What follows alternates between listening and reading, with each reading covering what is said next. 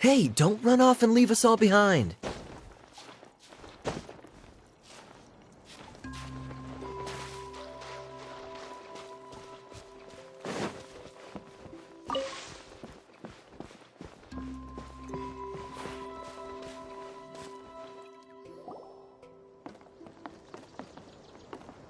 Look! There's a huge garden here! Incredible. It looked so small from the outside. Everyone, I suggest that we stop here for a moment. We should take stock of our surroundings before deciding on our next course of action. Since we're in a bottle, has anyone heard the story of the magic bottle? Oh, you mean the one about King Deshret and the genie in a bottle? I've read it before, but I struggled with some of the vocabulary. What's the story about, Kaya? Mom told me a story once about a group of adventurers who went to BottleLand. But I don't think there was a magic bottle in that one. Don't worry, Klee. I can tell you all about the story of the magic bottle. But if you keep running off on your own, you'll miss all the good parts. Oh. Okay, I got it. I'll stay with the group from now on. You sense it too, don't you, Kale? Something's not quite right. Yeah, the scenery here is beautiful, but it's too quiet. And there's no sign of Klee's Auntie Desert here anywhere. Maybe Auntie Desert lives way further down inside. This place is super big, just like Fischl's Immer Nachtreich. Oh, we still have a long way to go. Guess we won't know until we get there. Let's keep going. Hopefully we'll meet her soon.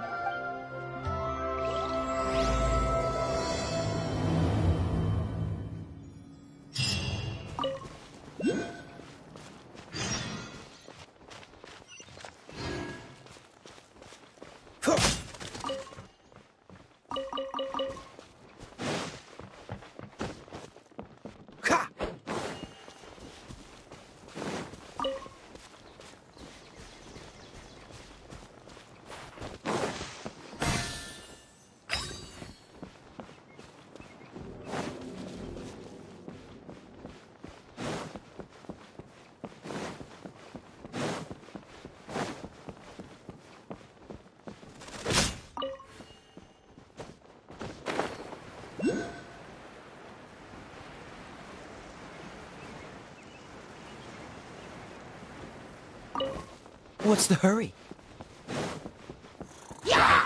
Cool it! Propagate!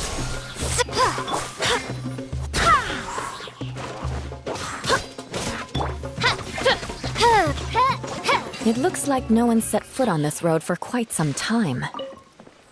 I agree. And the further we get, the more I feel like this place is a whole lot bigger than we imagined. Hey! There's something strange up ahead! Let's check it out!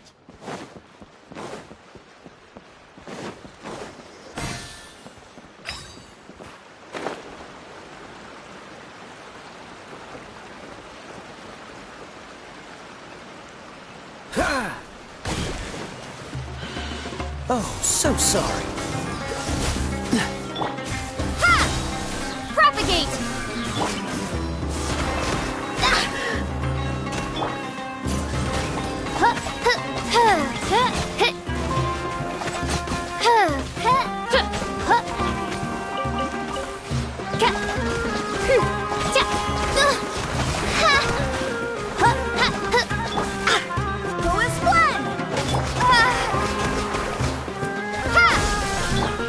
Freeze!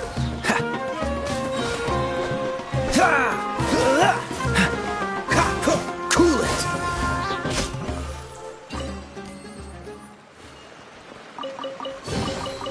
Fascinating. What's the hurry?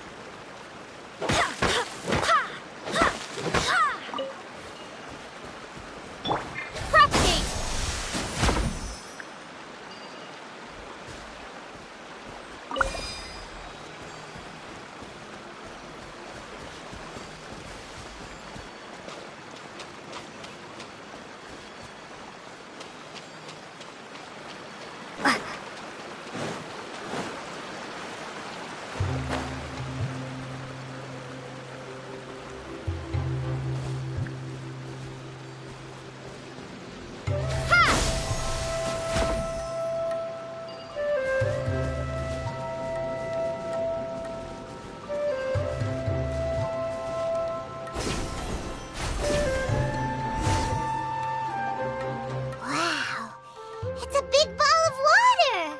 I wonder what it feels like. Can I touch it? It's so big that we could probably pass straight through it.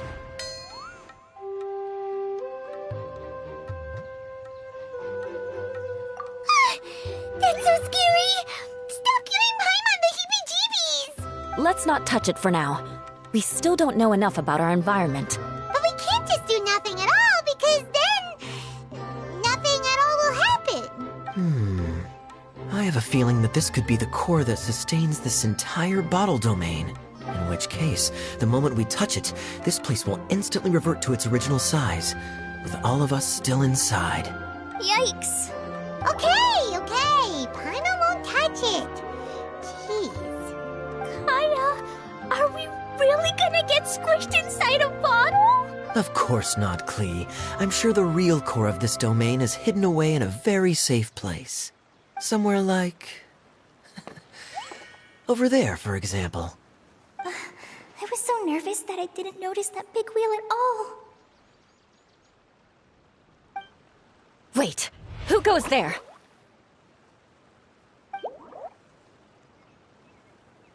It's the water ball monster! Ah! The water ball monster is real! It doesn't seem hostile. In fact, don't you think it looks happy to see us? Really? You sure it's not gonna gobble up Paimon whole? I don't think it's hungry. Are you, Water Droplet? Oh dear. I don't know about anyone else, but I'm not understanding a word of this. Wait! Don't go! Wait for us!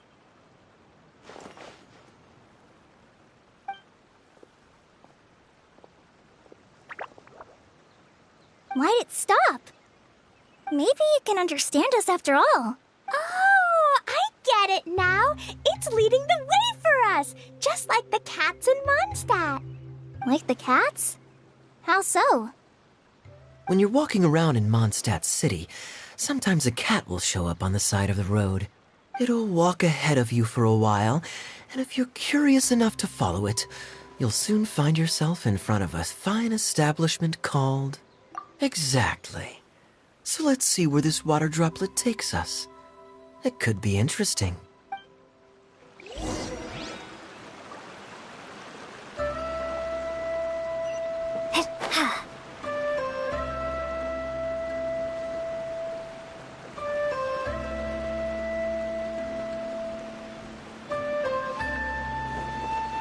It went this way, right?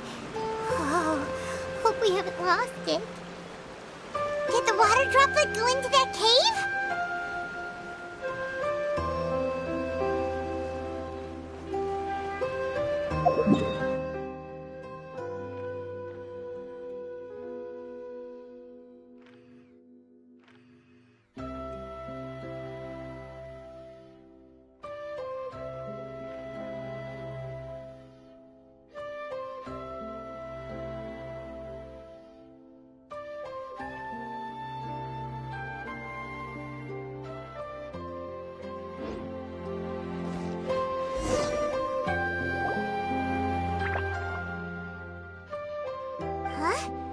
Another strange contraption.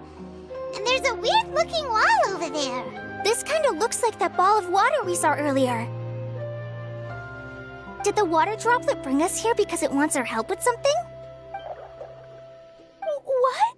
Your friend is trapped in the wall? Don't be sad, water droplet. We're here now. We'll save your friend. You bet. But how are we gonna save them? Do we have to break down this wall somehow? Nope, we can't do that. No breaking the wall. Do we need to find a key of some sort, then?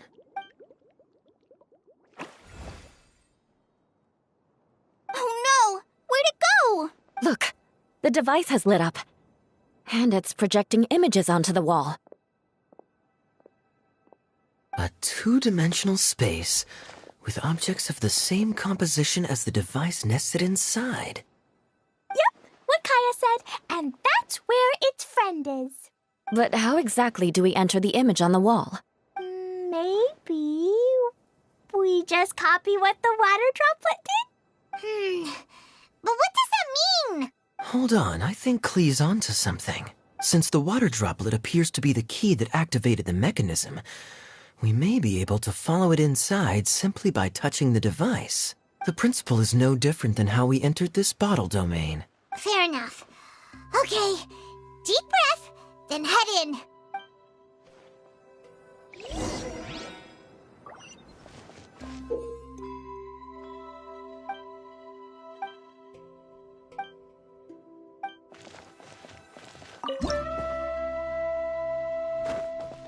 Whoa!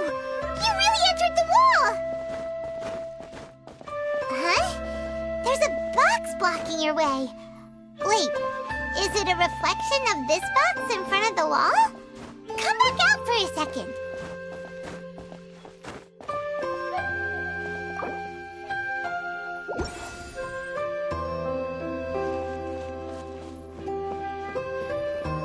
Aha! The box on the wall moved too!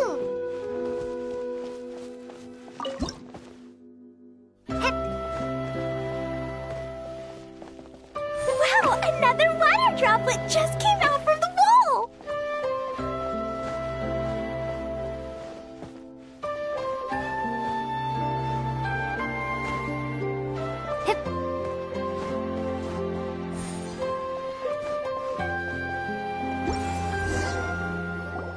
It was flat as a pancake in there, but as soon as it came out, it turned all plump and round. Guess it makes sense that the water droplet's friend is also a water droplet. Aw, and they both do the same thing to show they're happy. Water droplet number 2 ran off. It's saying thank you, Miss Honorary Knight. That was a huge help. Traveler, how do you feel after entering that two-dimensional space? Any physical side effects? Quit while you're behind. You're clearly fine. Well, I'm just glad that you're okay. Good thing you is here to look out for everyone. Can't say the same for you, though, Kaya. You're pretty quick to send the traveler inside. Hey now, I only suggested that because I was confident that the traveler would be fine. Water droplet, is there anyone else here besides you and your friend? Yep. You know, anyone who looks like me or my friends. Oh, it ran off again. Hopefully this is a good sign. Amazing. Come on, let's follow it.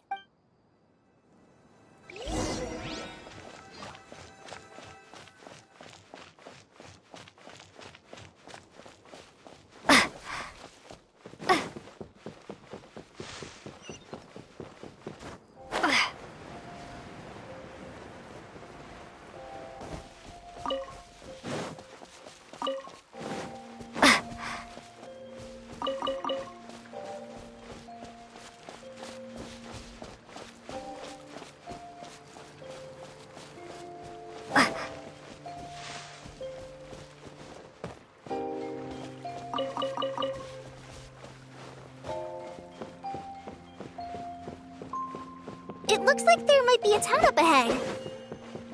Huh. Maybe more people live in this domain than we thought. And maybe that's where Auntie Desert lives!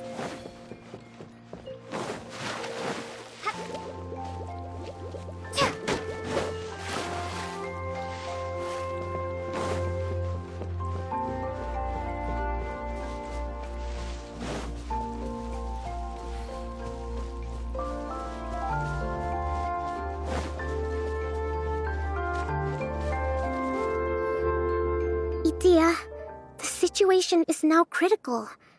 Our window of opportunity to fix this is rapidly closing. I'm sure you've noticed just how much things have deteriorated in recent days. But even so... This is your home. Are you really going to let everything fall to pieces? Well, I live here, but it doesn't actually belong to me. Huh? Paimon knows that voice. Anyone else who comes into this domain in the future will will take one look at the ruins before them and conclude that this place was abandoned years ago. But just imagine how different things could be if you maintain this domain in perfect condition.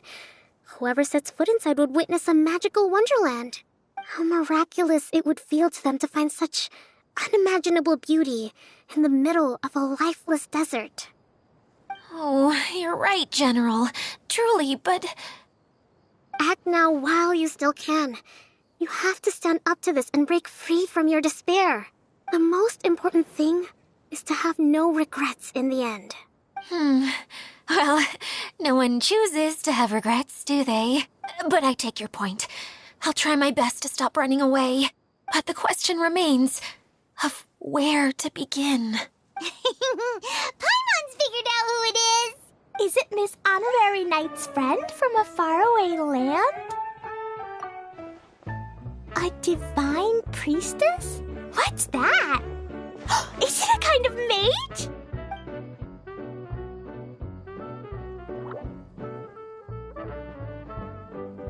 What are you doing here?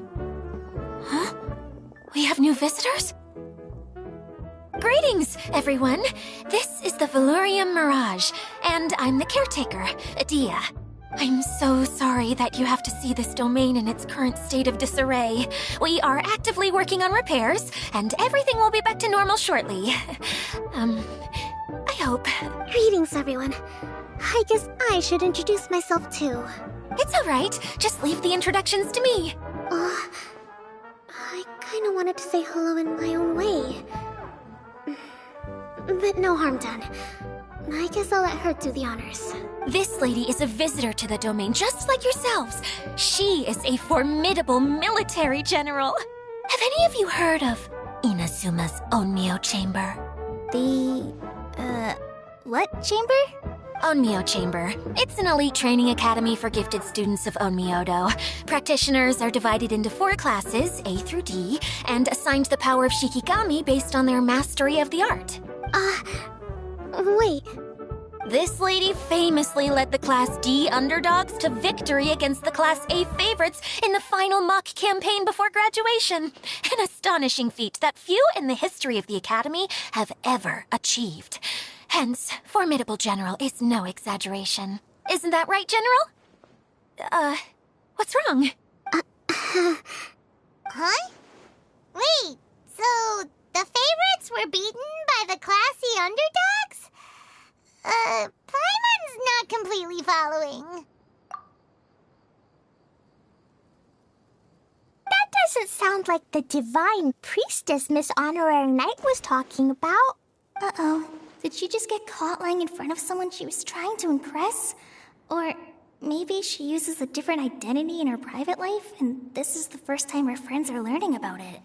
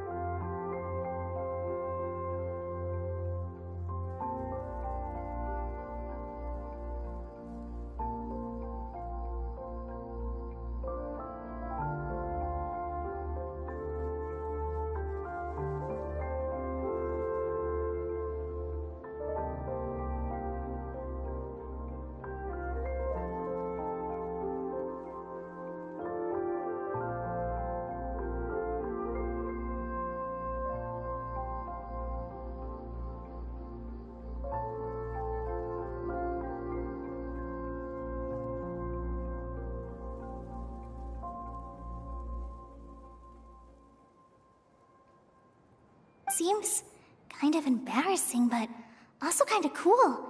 I guess having someone else to introduce you is a good way to make an impression. Maybe I'd fit in better with everyone if I had a title too.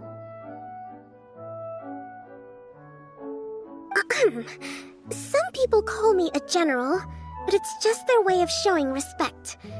My actual name is Sangonomiya Kokomi. Huh? Oh no. Sorry, my mistake, General. Miss Sangonomiya. Call me whatever you like, Itia. The only important thing about names is knowing who's who. Oh, I get it now. It's like that story that Mom told me that time. Klee can explain.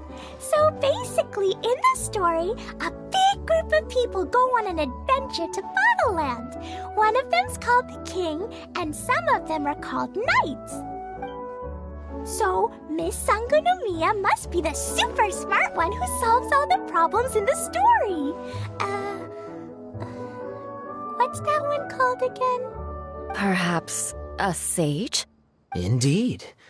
Wisdom is an important attribute found in military generals.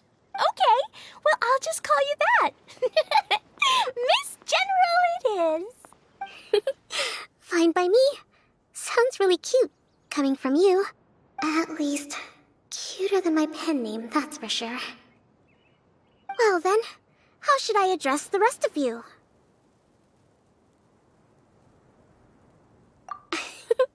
How could I ever forget you? But what about these esteemed ladies and gentlemen accompanying you? I'd be delighted if you could introduce me to them too. Wait, Klee wants a title too. Okay, got it. Klee wants to be a mage, the kind that flies around everywhere. Da-da-da! Whoosh! Kaya can be the master thief. Miss Honorary Knight can be... the knight. And Paimon will be the fairy who follows the knight everywhere. Master Thief, huh? I did like playing pirates as a child, so I suppose this is an apt role for me. And I must admit, the master part is a nice touch. Hold on a second. Are you saying the position of knight is now filled? Yula can be the sword master who can cut through anything and also gets to wear a super sparkly cape. That's more like it. And Kale can be... the healer.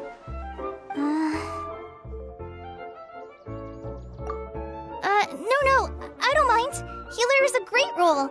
I just don't know if I'm qualified to be one. Whenever I'm thinking of titles for myself, I usually imagine myself as an adventurer or musician. I never thought I could be a healer. I mean, it feels like it should be Master Tainari's role, if anyone's. Don't worry, Kale. You'll be the bestest healer ever. You don't talk much, but you're very kind, just like the healers in Mom's stories. You'll do fine. I heard you're good with bandages. You can patch up a wound, can't you? I can pitch a tent. Maybe you heard wrong? But I'll do my best. It's my first day filling in for Master Tainari, but hopefully it's the first of many. This is a great idea. Once a new visitor arrives, they can assume a new identity, then add in some role-playing. Oh, we can't leave you out, Miss Adia. There are lots of characters in Mom's stories, but you don't remind me of any of them. That's perfectly okay. I already have a role here anyway, remember? I'm the caretaker. I got it! This wasn't in any of the stories, but you can be the mascot. Mascot? Klee, maybe you could think up an even better role for Miss Adia. A mascot, you say? Isn't that a character that doesn't have to actually do anything and sits around letting everyone else do all the important work? Incredible. You've seen right through me. Sounds like the idea of being lazy is pretty exciting to her. The mascot serves to maintain troop morale, Itia. Don't underestimate your role. Ah, all right. I'll be the mascot then.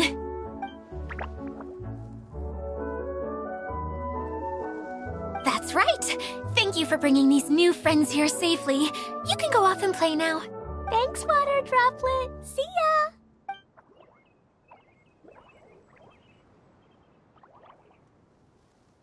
ya! Water Droplet? Is that your pet name for it? I suppose it's as accurate a nickname as any.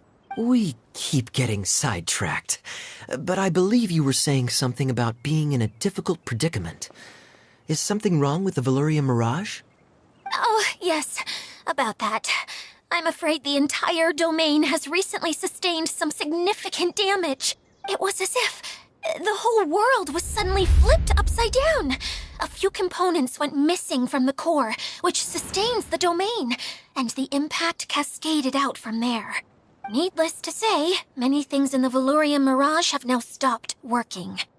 Just days after I agreed to let my friend's daughter come and visit too. When she gets here and sees the state this place is in...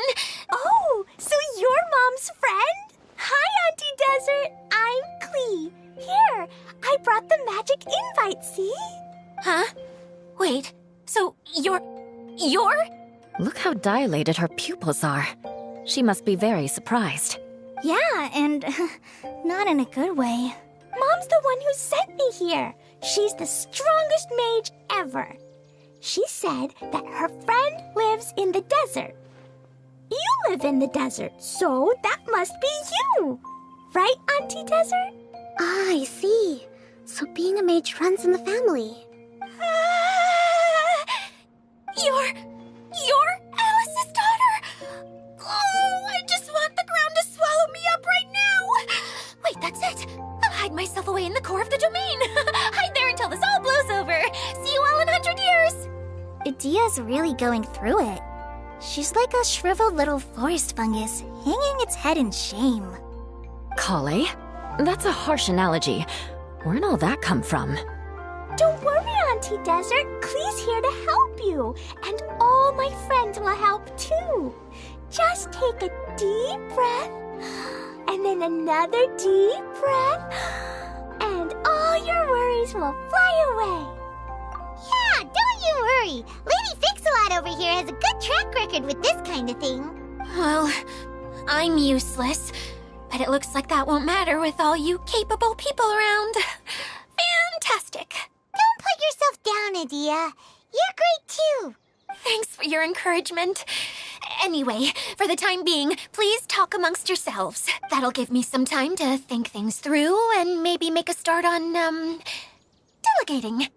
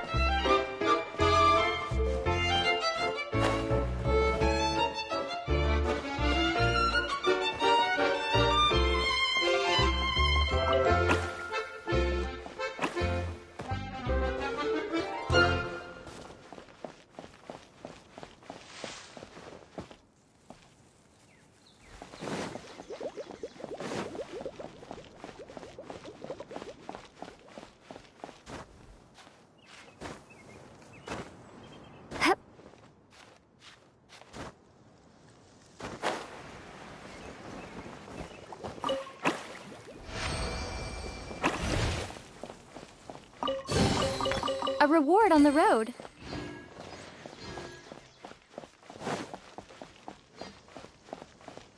Hi, Miss General. Miss Honorary Knight says that you're from Watatsumi Island. What's it like there? There must be loads of fish, right? Wait, you look kinda like a mermaid. Are there fish in your family? Oh, sorry to disappoint you, Miss Mage, but I'm just an ordinary human. I have lots of great stories about Watatsumi Island, though. Come on, let's enjoy the scenery while I tell you all about it.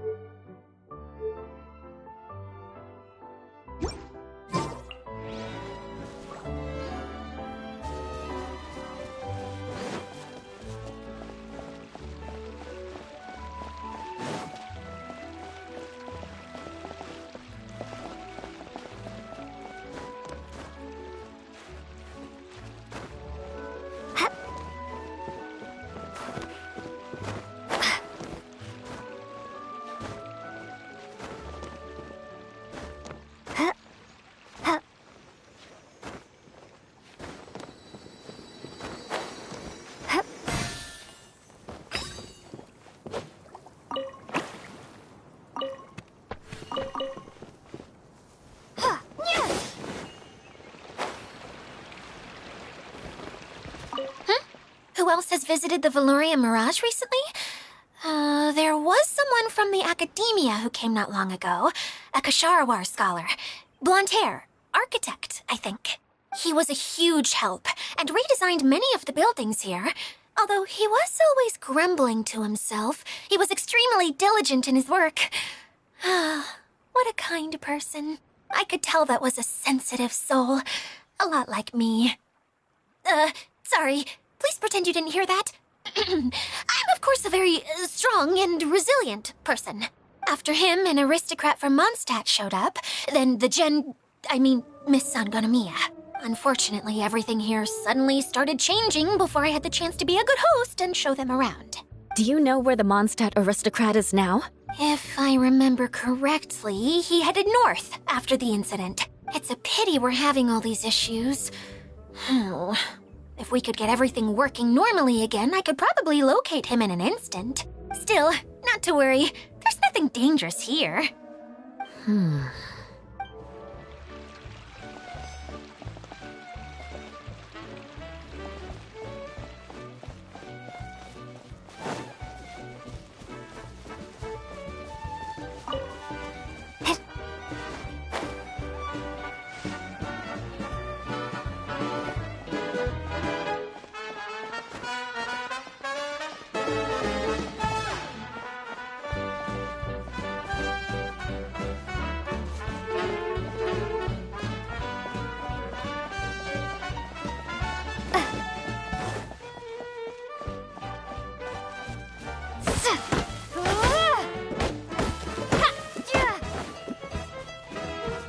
Feeling nervous, Kale? Well, it's your first time as a guide, after all. Oh no, not at all. I'm just, still settling into the role.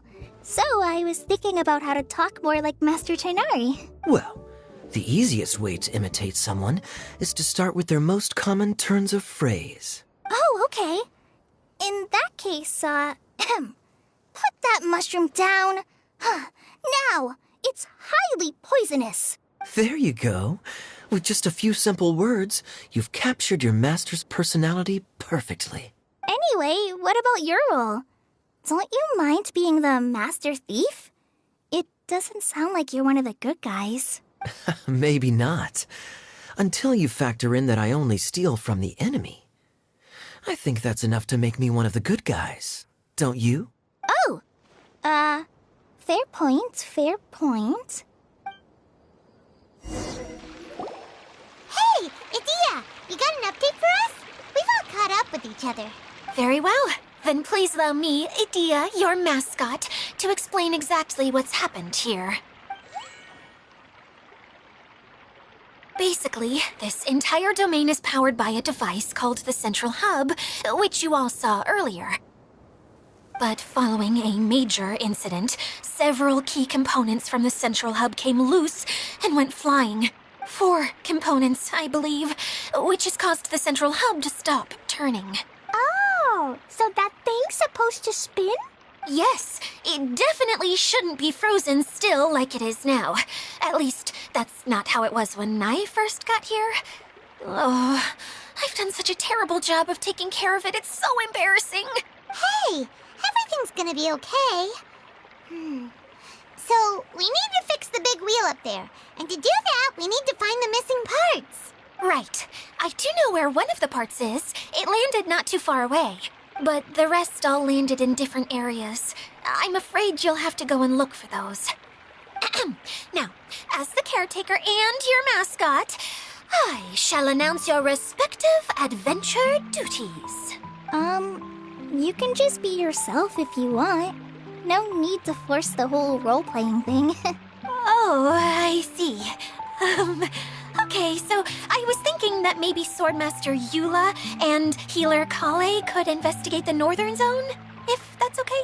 Fine by me. I was going to be looking for my cousin there anyway. I'll be your backup, Eula. I know you usually team up with Amber, so I'll try my best to fill her shoes. Oh? Well, this'll be fun. Let's see if a forest ranger can outperform an outrider. Master Thief Kaya and Mage Klee, if you could earmark some time in your busy schedules to search the West Zone. Earmark? What does that mean? It just means we mustn't forget to do it. Don't worry. We can handle that.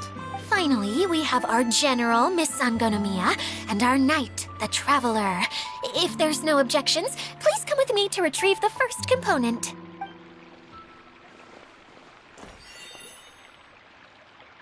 Wow, spoken like a true knight. Then, for my part, my strategic mind is at your service. All right, well, if anyone finds anything, come back here and we'll regroup. Please take care while you're out on the road and look after each other, especially our little mage here. You got it. I'll take extra special care of Kaya. I'll be on my best behavior. Okay, we'll leave it there for now. You two, please follow me. I remember seeing it just behind the central hub. So, how come you didn't bring it back when you first saw it? I'd have been more than happy to, if this one component was enough to fix the whole domain. But with 3 other components to find, I suddenly felt overwhelmed by how much work needed doing. Paimon kinda gets that. Taking the first step is always the hardest part.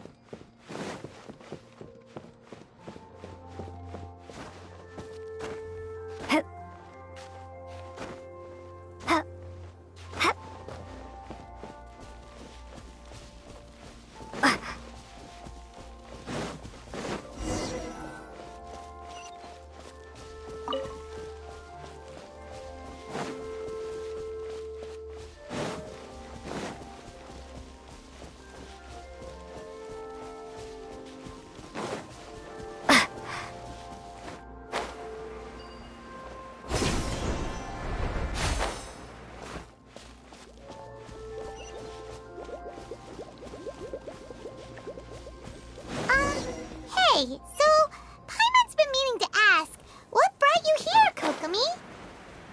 Oh, well, things have quieted down in Watatsumi Island for now. So I thought I'd take the chance to get out and see more of the world. You've traveled a pretty long way. Why Sumeru? I figured that I needed to venture further than usual to really broaden my horizons.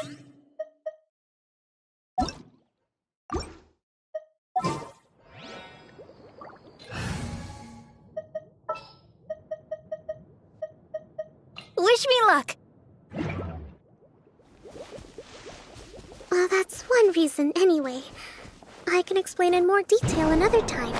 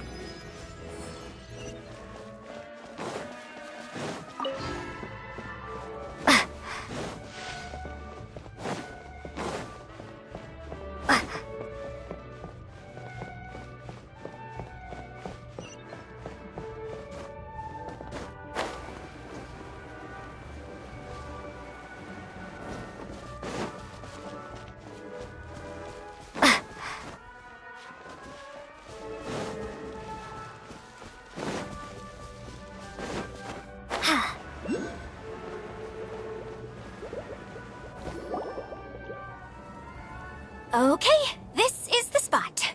Now, I'm sure you're both wondering, but where's the component? There's nothing here. Oh, where could it be? Oh, it's that lamp thingy, right? Water Droplet showed us how that works already. Yes, that's the one. There goes my big introduction. Showing people the ropes is supposed to be my job. Oh, I can't believe I'm being shown up by a Hydro-Eidolon. Cheer up, Edea. The Hydro-Eidolon can give a basic demonstration of how to use things, but beyond that, it can't communicate. That's where you come in. Your descriptions can explain everything in full, vivid detail. Paimon forgot how persuasive Kokomi can be when she really wants to. Sometimes having a genius strategist around really comes in handy.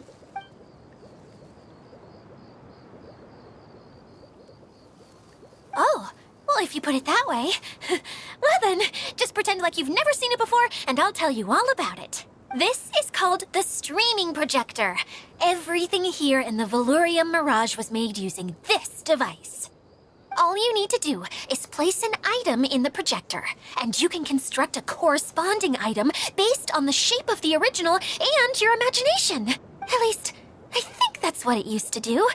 With the domain in its current state, only its most basic functions are still operable. Okay, not quite that basic. At the moment, it's only able to show two-dimensional objects. I call them preprints. Think of it like a sort of draft or blueprint or something. So you're saying the component fell into the preprints? Yes, exactly. I'll leave you to go in and physically retrieve it. Well, I'll be out here rooting for you by doing a motivational dance. Really? No, sorry. I feel like I have two left feet when I try to dance.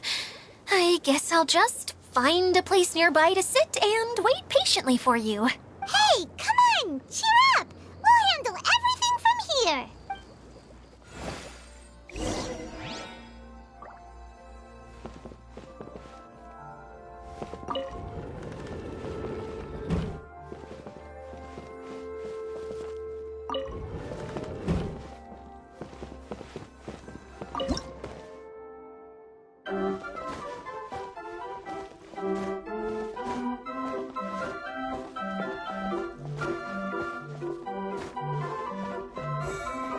Doesn't look like the component is in here.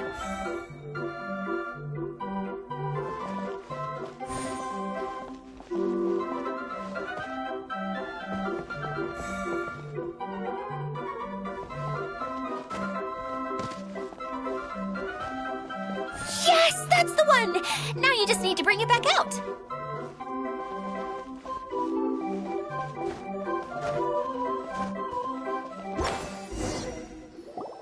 What is this thing anyway?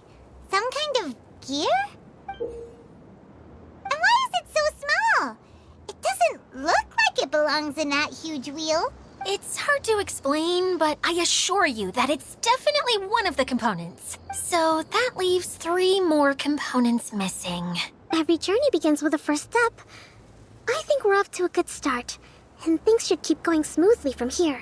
You really think so? I suppose you're right. She did manage to defeat Class A at the Onmyo Chamber, after all. You don't need to keep bringing that up. Anyway, thank you for all your help. I'll take this and start trying to repair the central hub. You two may as well head back to town. Oh, why am I so clumsy? Once again, I was no help at all. The least I can do is try and handle the actual repairs.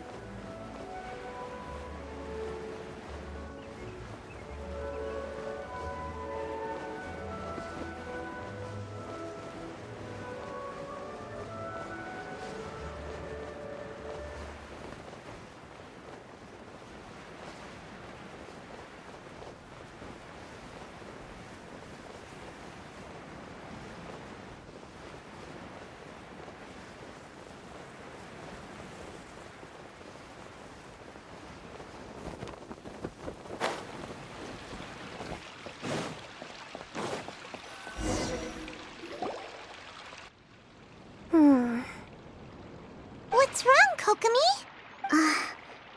I'm just a little confused. You mentioned that the water droplet showed you how to use the projector? Can you tell me a little bit more about that? I'm so curious to know what happened. Oh, sure! I see.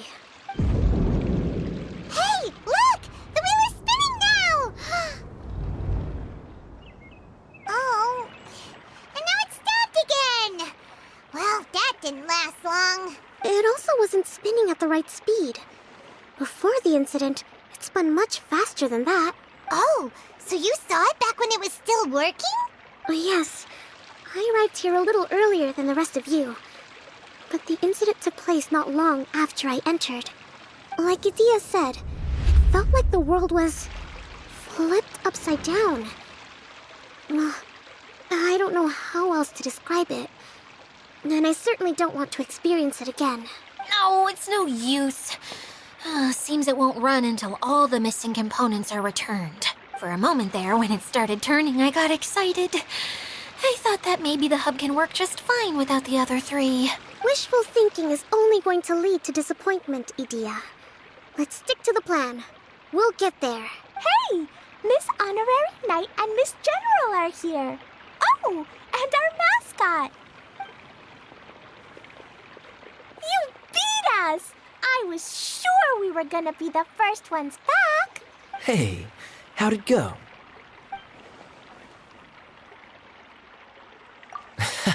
Impressive.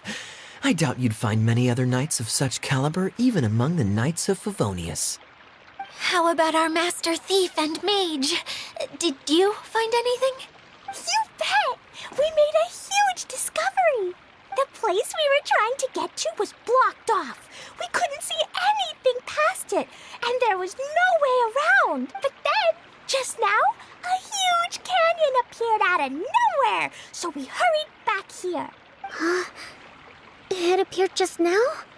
Come and see, Miss Honorary Knight. Let's go on a canyon adventure. I'll sit this one out. I'm beat after trying to make those repairs. I need to take a break. Miss General, you should come too. You can hide behind me and give me smart advice while I protect you. Wonderful. It would be an honor to serve as advisor for our young mage. Let's go!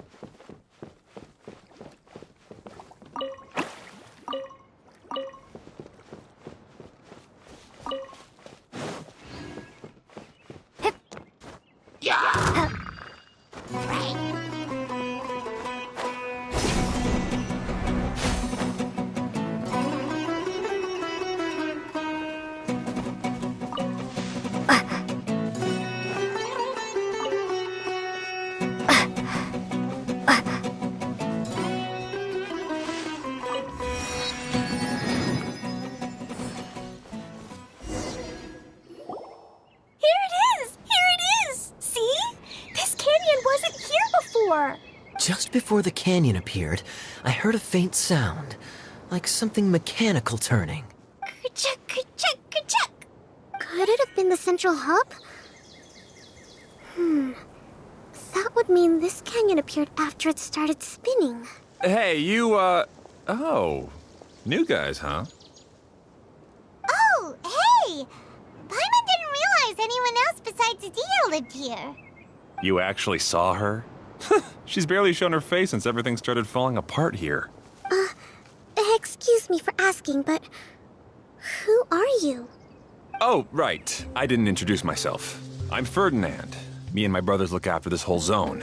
Well, we used to, until this whole domain was, like, flipped upside down, or whatever. The method we were using to make the carts and tracks stopped working after that. Idia is working on repairing the domain. We were just with her before coming here. Really? Huh. I assumed that she'd be curled up in a fetal position somewhere, hoping all her problems will magically disappear on their own. Good for her. Anyway, I checked all the stations around the whole circuit. They've all conked out. Conked out? How? Would you mind elaborating a little for us? But aren't you just travelers who stumbled upon this place by accident? Nuh-uh! I'm Mage Klee, Idia's helper. A mage? You? Allow me to explain. Okay, I gotcha. Well, right now the more helpers we got, the better, I guess. Anyway, our first priority is to get the carts here up and running again. Oh? And why is that?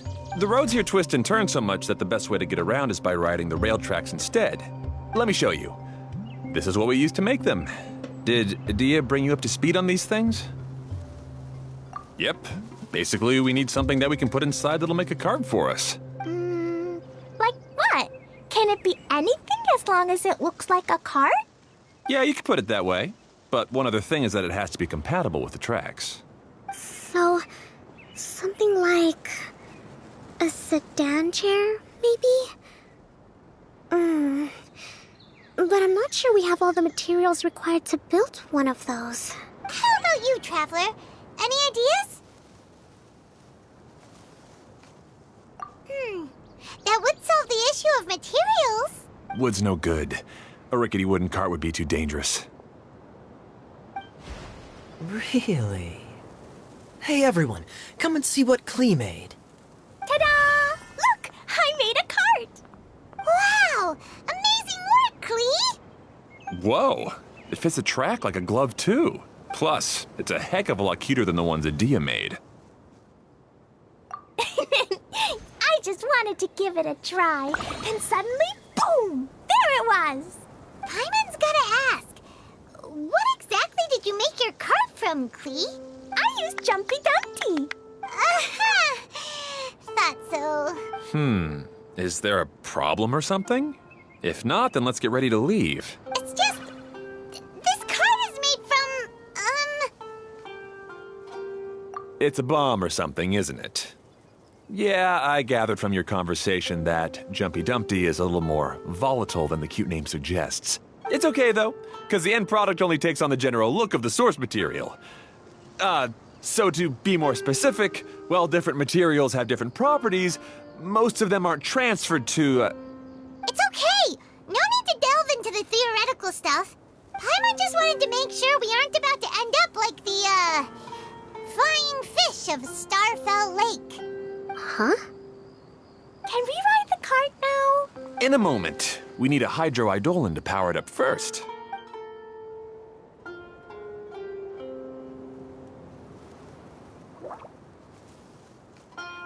Okay, she's ready to roll. Hop in.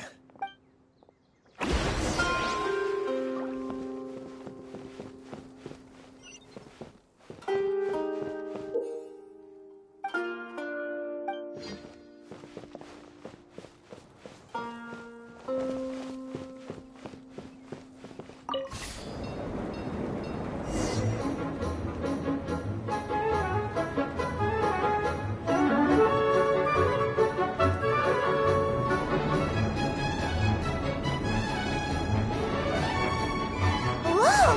This cart is fast! Chugga chugga chugga chugga! Woo woo! Yeah! I'm gonna call it the choo-choo cart!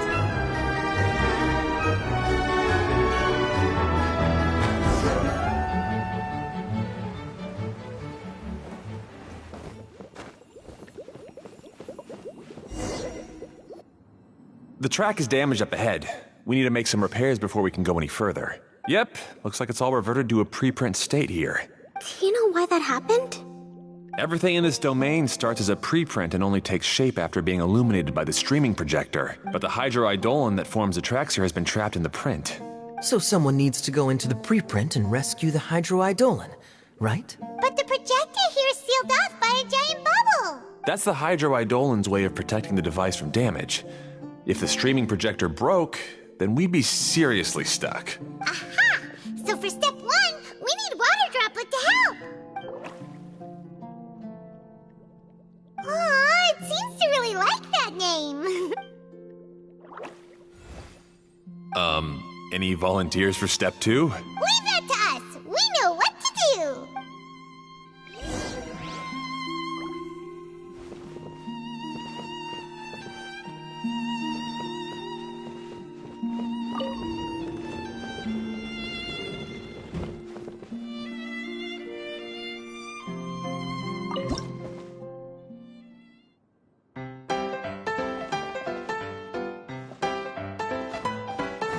Ah, so the hydroidolin was locked up in that chest.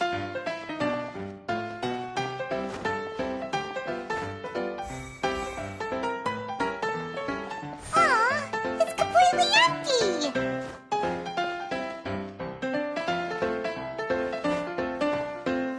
Yay! We saved 2 water droplets now!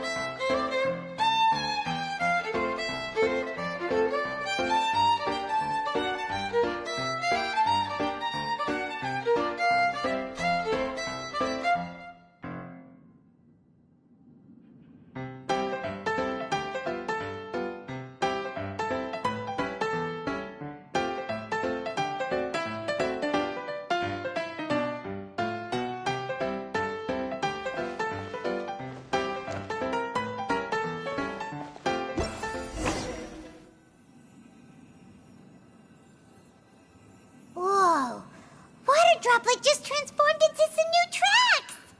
Good. Let's keep going then.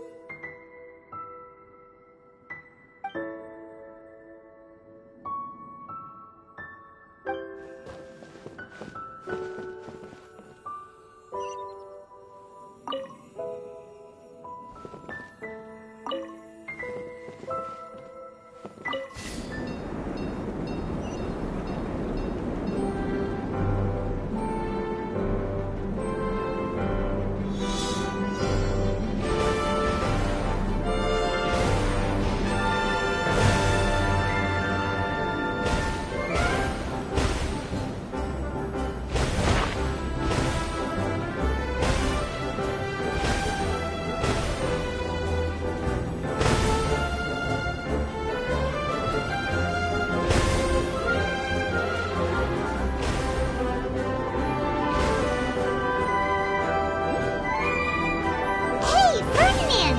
You mentioned that you managed this place together with your brothers. Did you mean that your brothers are water droplets? No. The Hydroidolans are like helpers here. As for my brothers, well... those two.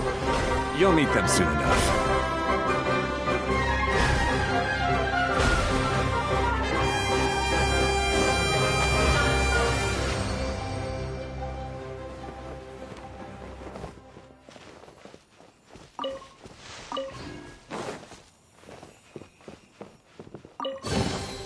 I'll keep this close.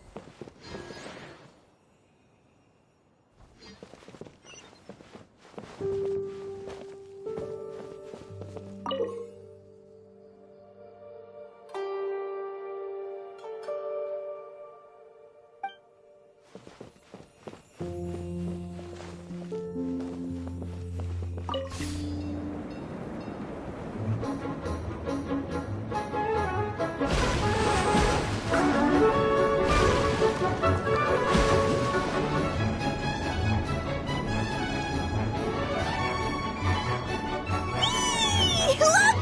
Klee can fly just like Paimon now!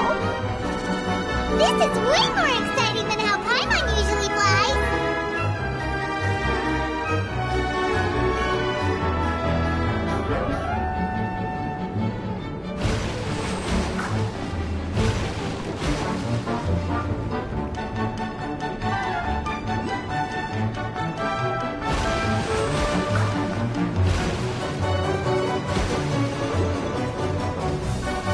Seems we've just about finished repairing the station and the connecting tracks.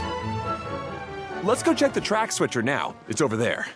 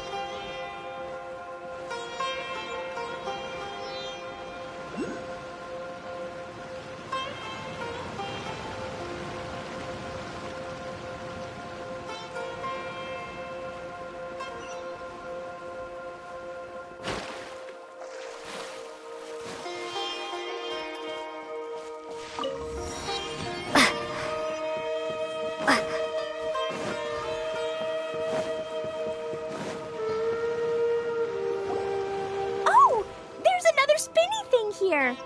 It's so big!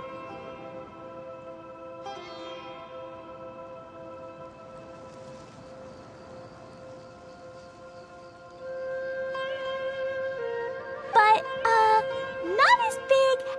one we saw in the middle of this place? That one was huge. I bet it's something super important. I remember what Kaya said earlier. Very good, Klee! You're using what you saw earlier to make observations, like a real adventurer! It appears to be a system that rotates to switch tracks. That's right. Originally, all you had to do was flip this switch and the junction would rotate. But it seems Jeremy still hasn't fixed it yet. He sure talks big, but when it comes to actually getting things done... Is this Jeremy you mentioned one of your brothers? Yeah. When I talked to him about repairing the tracks, I suggested we start with the station. But he said we should start at the junction. Really, it made no difference which one we started with. But he just had to turn it into a huge argument. He always treats me like I'm a fool and disagrees with anything I say. Let's see what he has to say now that I've already fixed the tracks. If you ask me, you're clearly a sharp person, Ferdinand. Yes, finally someone who can recognize that, rather than just shrugging off my ideas. Come on, let's make our way to the junction and see what he's up to.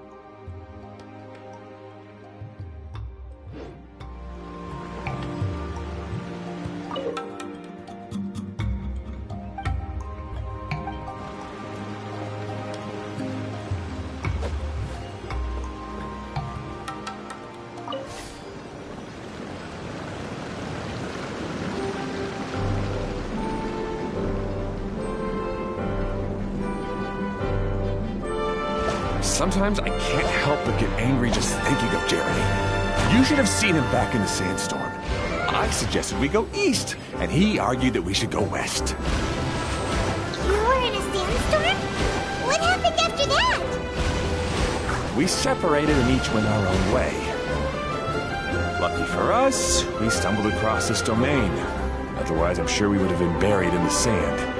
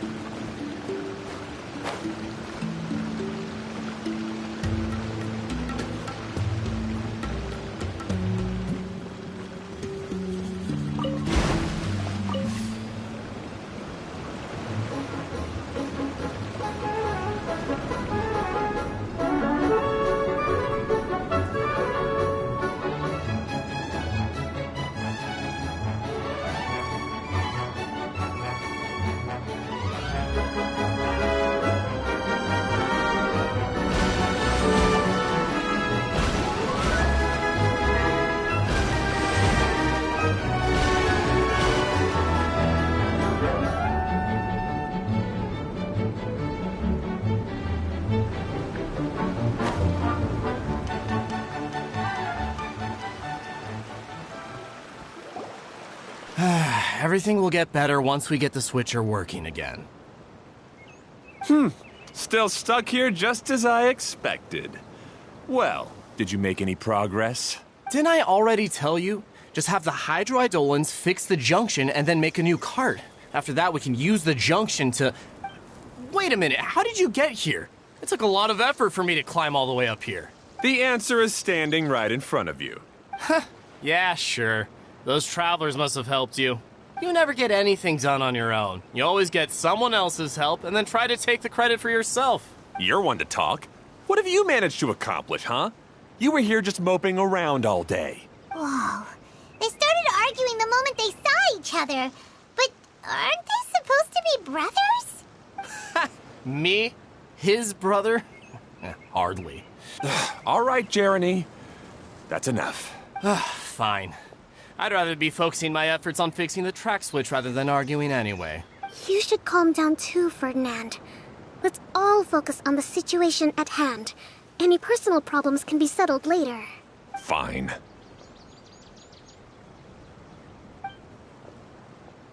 I'm sorry you had to see that. My name's Jeremy. I'm one of the people responsible for taking care of this area. I assume you're the ones who helped repair the tracks. Thank you very much. It means a lot. No need to thank us. We're just trying to help Edea restore the domain. I see. Now that you and Ferdinand brought the cart up here, we'll need the hydroidolins to fix the area below. Them again, huh? Seems the hydroidolins are really important around this place. Yes, of course. Not only do they keep the junction turning, they operate practically everything else in the domain too.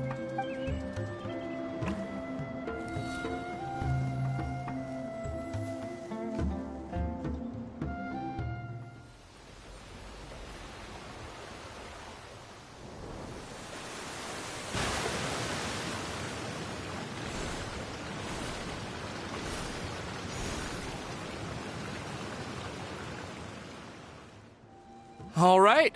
Seems most of the tracks and junctions have been repaired now. Yep. So maybe it's time you give credit where credit is due, What? You think you deserve the credit? If anything, we should be thanking these travelers. You...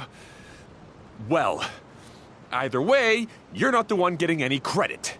You're always quick to criticize my ideas and push your own, but you never actually get anything done. And what about you? Don't forget it was Hado and I who took care of the mess that one time you impulsively tried one of your brilliant ideas. Speaking of Hado, wasn't he with you? I left early this morning. I assumed he'd be with you. Seriously? Couldn't you have at least looked to see where he was before you left? Hey, come on! You didn't see him either, so what's your excuse? Klee? I don't get it. Nobody did anything bad. Why are they arguing? I just don't like his smug attitude, that's all. Who are you calling smug? If anything, you're the one who's making such a big fuss right now. All right, I think we've heard enough from you two. If you insist on bickering, then I'd suggest you go somewhere else. Otherwise, I'll just cool you two off myself.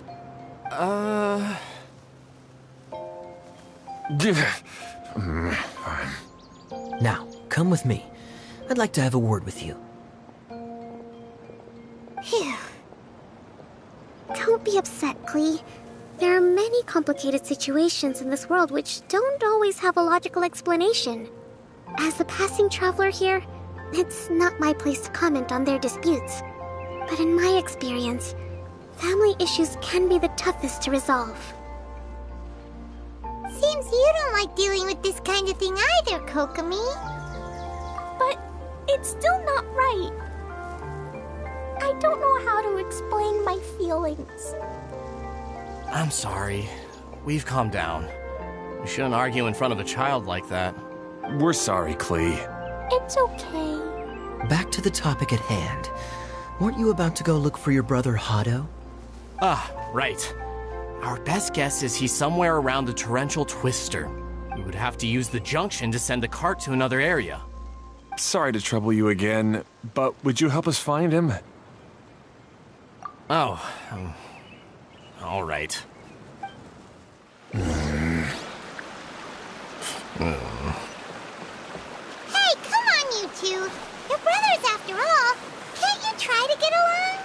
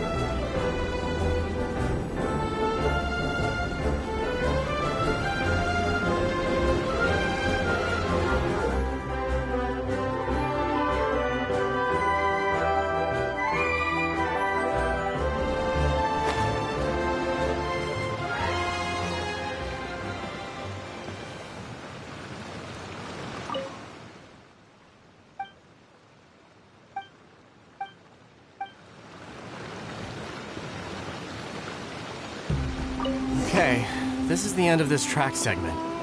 Otto should be nearby.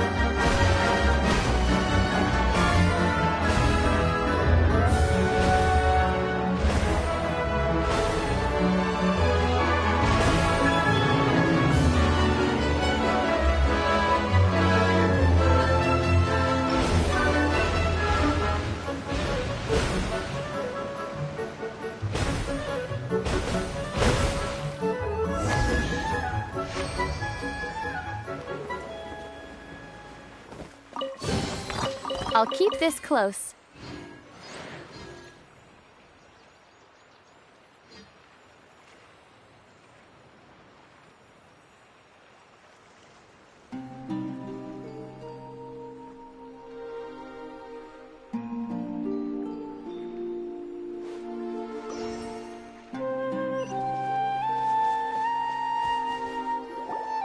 Ah, I guess you had repaired the tracks and stations as soon as I saw a cart come zipping along.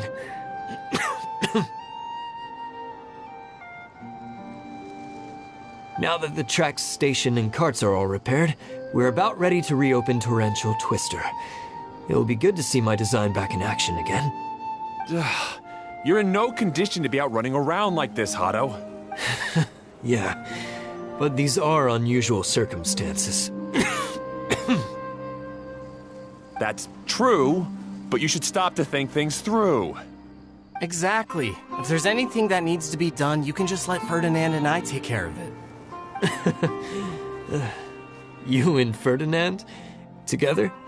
It would be a miracle for you two to do anything together without fighting. Hey, that's between Jeremy and me. No need to add fuel to the fire, okay? I'm not trying to make trouble. I'm just saying. Hey, Ferdinand. Oh, don't worry. We're not arguing, Klee. We're just, discussing some things.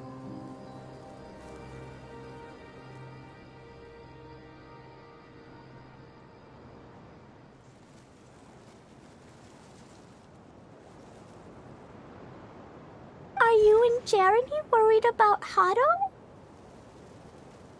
Why don't you just talk to him about it? Kaya's also worried about me sometimes, but he doesn't ever criticize me. You're right, but our relationship is much better than these guys. Well, our situation is a little different. Really? How so? We've been through this kind of thing before. If we didn't warn Hato, then he wouldn't take it seriously and something would eventually happen.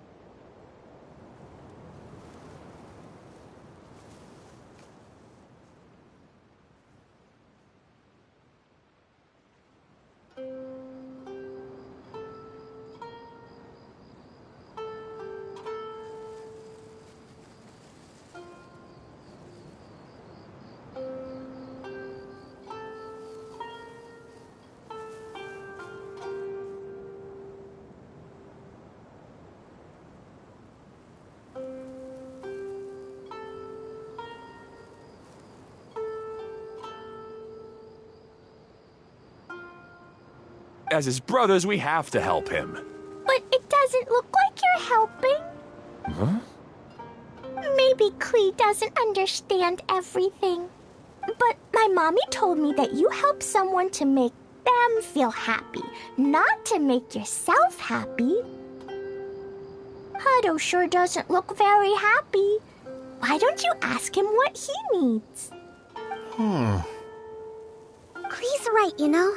You three need to open up and talk things through. You are brothers after all. I've always cared a lot about you, Hado. Just like when we were back in the desert. You suddenly passed out and Jeremy and I started arguing. Eventually, all three of us ended up in this domain. I'm just worried that something similar could happen again. If you were to pass out and with nobody around to help you... I know, but this domain is nowhere near as dangerous as the desert. I was thinking that if I could handle these problems myself, then you two wouldn't have to argue about anything. If it weren't for my poor health and lack of energy all the time, then I wouldn't have always been such a burden on you two. No need to feel guilty, Hado. This was our choice. The three of us love adventuring. No one is a burden on anyone.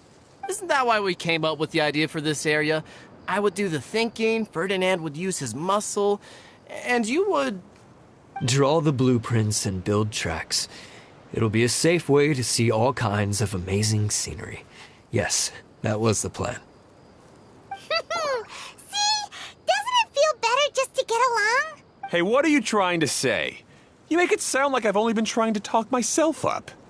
The choo-choo cart is great, Ferdinand. Really?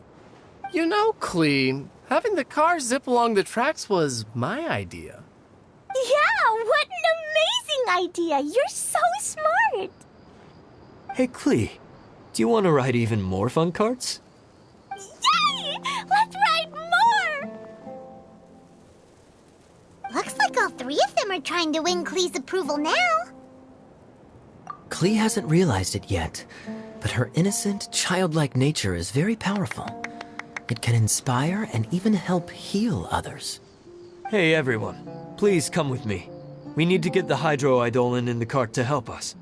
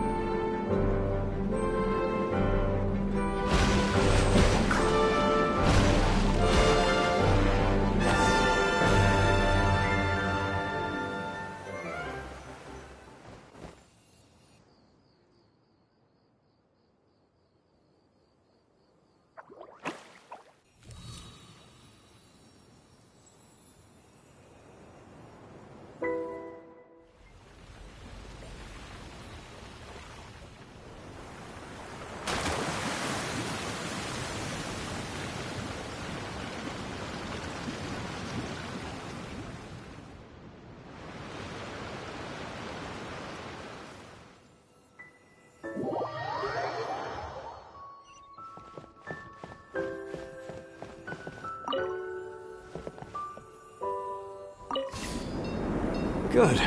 Torrential Twister is ready to run now. Let's go to the station at the start of the track.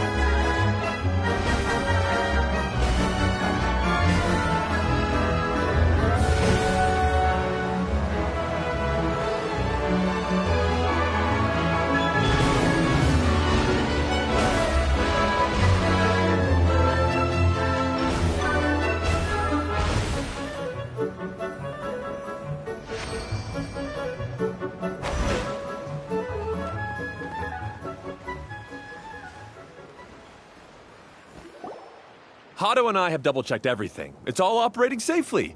You can go for a ride now. Hold on a sec. Before we say goodbye, I have something I'd like to give you all. It's a rock climbing rope. We used it on our adventures to climb mountains and traverse many places. Huh? But doesn't it mean a lot to you? Are you sure you want to give it to us? Yes, of course. Please take it. Thanks to Klee and everyone else's help, we realized that there's a special bond that keeps us together. Even though it's invisible, it's even more important than rope. We can always hold on to it through tough situations. Huh? I helped? Yes, Klee. You are a big help. Even bigger than that huge thing in the middle of this place? Yes, much bigger. Wow, that's huge! I'm so happy. By the way, have you ever seen anything like the choo-choo cart in the outside world? Nope. Today was the first time I rode anything like it. Is that so? I guess I'm not surprised. Seems you won't find Torrential Twister anywhere else. Be sure to come back and ride the choo-choo carts again while you still have the chance. Yep, I will.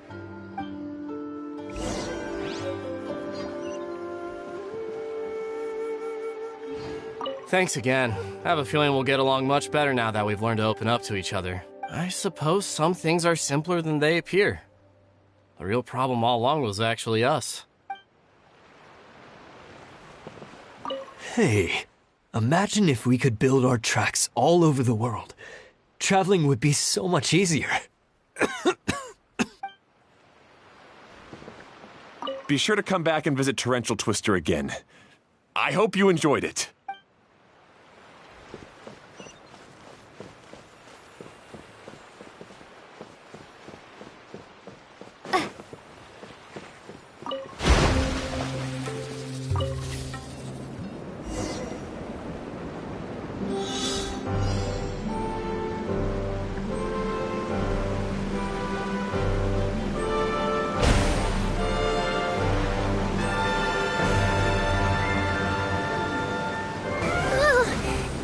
Even higher than I expected. The drops are pretty steep, too. Are you okay, Kokomi?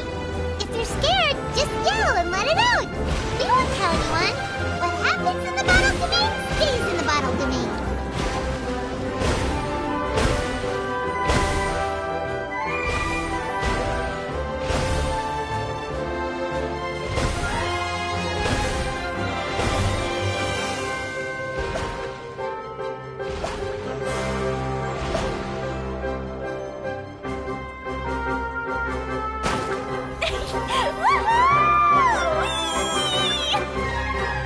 Looks like Klee's having the most fun.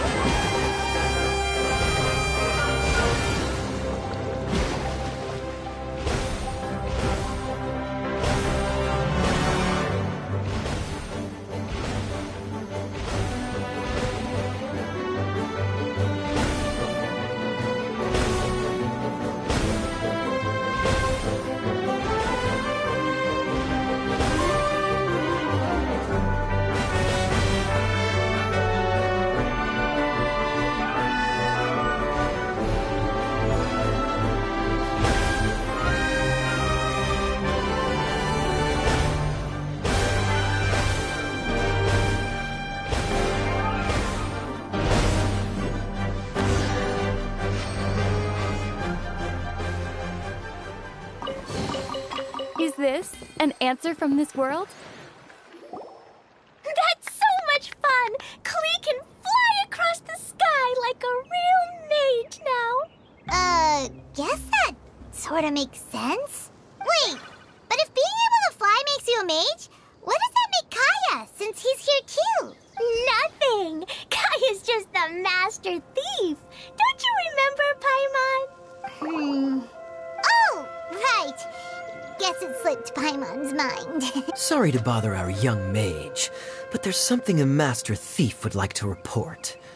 Do you still remember our mission? Uh-oh. I was having so much fun that I almost forgot. We're supposed to be helping Adia look for the missing components. But don't worry, I've already got one. You mean you snatched it when we weren't looking? I didn't have to go that far. In fact, the component we were searching for was actually that orange rope. If anything, you could say it came right into our hands at the right time. Let's head back and give it to Adia. Aw, do we really have to go?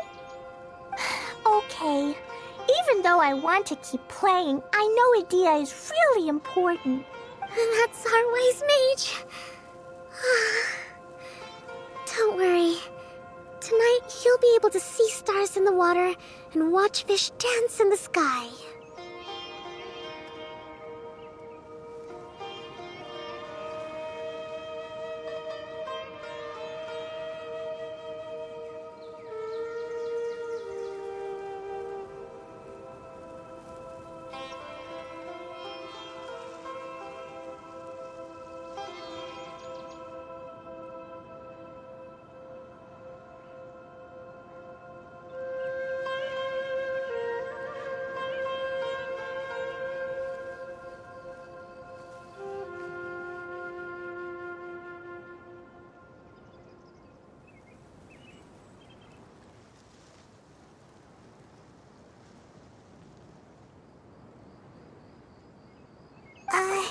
Seems Kokomi's out of it after that ride. Her face is completely blank and her lip was trembling while she was speaking. Maybe we should have a rest for a while. I thought I was keeping my composure pretty well. Don't worry, my mind is always spinning. I'm used to this. We should head back to Idia. How about we hold hands, Miss General? Klee will give you energy.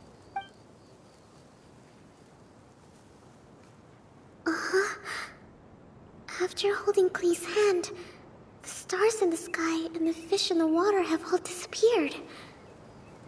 I must have been seeing things from riding the cart. What are you smiling about, Kokomi? Oh. Nothing. Nothing at all.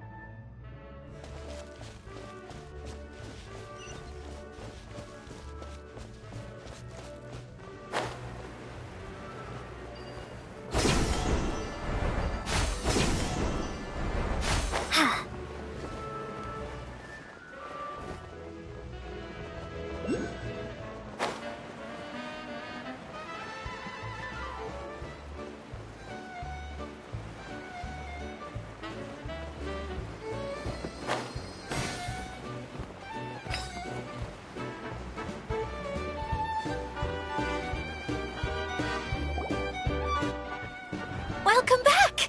Well, any good news? Oh, don't tell me! You've taken care of all the problems and now I don't have to do anything? Yeah, we even rode the choo-choo cart. Do you want to come ride too? But maybe you'll have to wait till tomorrow. I'm a little tired now. Seems she had a little too much fun and now she's about to crash. I think it's time for a rest. Good idea. I think we could all use some downtime. Thanks for giving me some energy, Klee. Then we'll see you later. Bye, Miss Honorary Knight. Bye, everyone.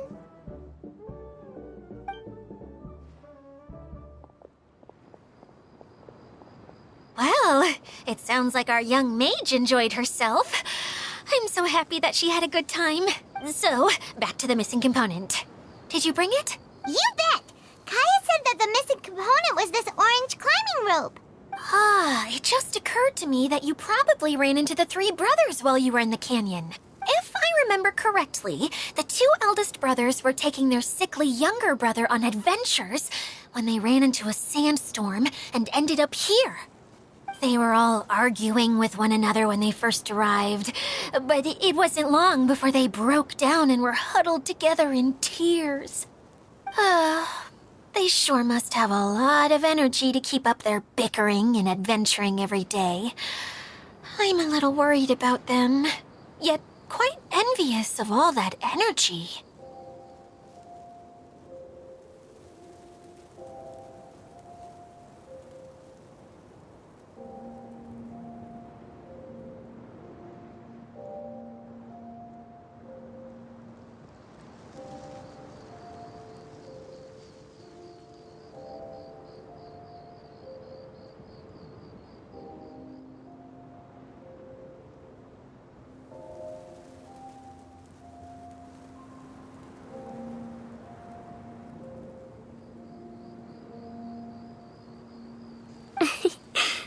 You almost sound as if you're reminiscing about old friends, Idia. Yes, I've known them for quite some time after all. But I seldom go to that area. You can hold on to the rope for now, Traveler. I have no use for it until we have the other components. By the way, Eula and Kale have also returned, but I'm afraid they weren't able to make much headway. They mentioned that they would like to head to the jungle north of here, once you have all rested up. Now that I've told you everything, I'll go rest. I'll go and check on the situation in the remaining two areas. Do you need me to accompany you? Oh, no, it's all right. You've already accomplished a lot today. You should rest up.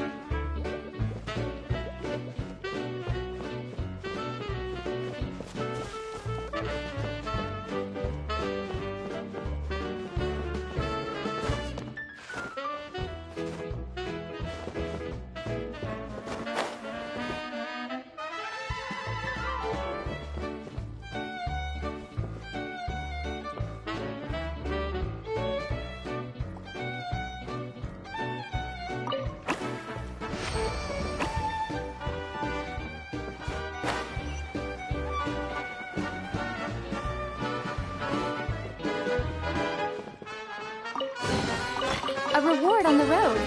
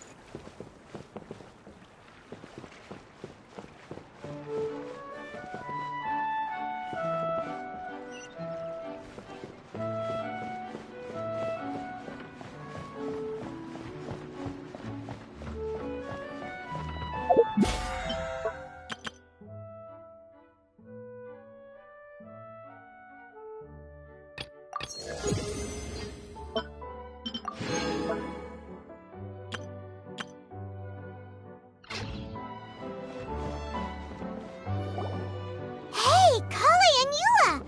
Oh, Adia is here too! Hey, it's the Traveler and Paimon. How are you? Did you rest well? Yep, this is a comfortable place to rest. I guess that's one thing here that's better than the desert. But other than that, there's not much going for this place. Saying things like that isn't going to help, Adia. But it's the truth. The desert is full of terrible memories for me. Being there was like... yeah, like wading through thick mud. That's a weird way to put it. Actually, if you hadn't mentioned it, Paimon would have already forgotten that this domain is in the desert. I know what you mean. The air here isn't at all like the desert. It's very humid. Almost as if we're in the rainforest. It's a very familiar feeling for me. Everyone looks well rested. If you're ready, we can start making our way to the jungle north of here. Good luck, everyone! I'll be rooting for you! Hold on. I said we, didn't I? No need to say goodbye, because you're coming too. Huh? But wait, I'm just the mascot! You can't back out this time, Adia. The manager of the fairgrounds is waiting to see you. She said Adia is the only person who could help. Yes, Kale and I discovered a fairgrounds in the forest. The person in charge of it seems to be a Spotamod scholar. A scholar? But what's she doing there? Researching the forest ley lines? Oh, I wish there were ley lines here that I could ever study. Anyway, I know who you're talking about. I'd better come along then.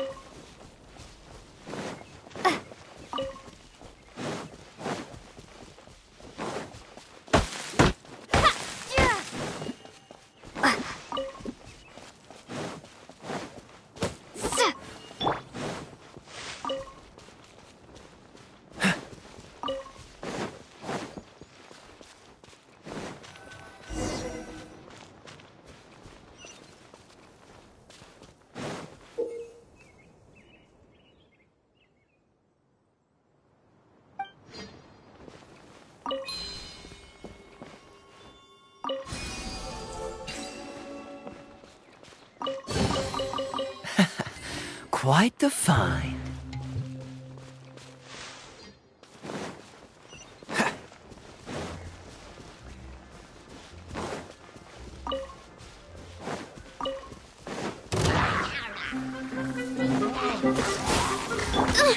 Finn's paws revealed. I'll protect us. Hey.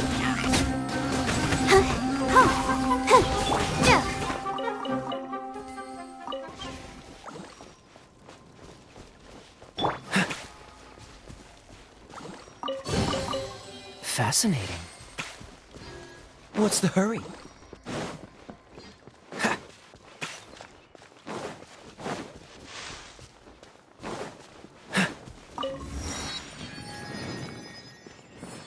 What's the hurry?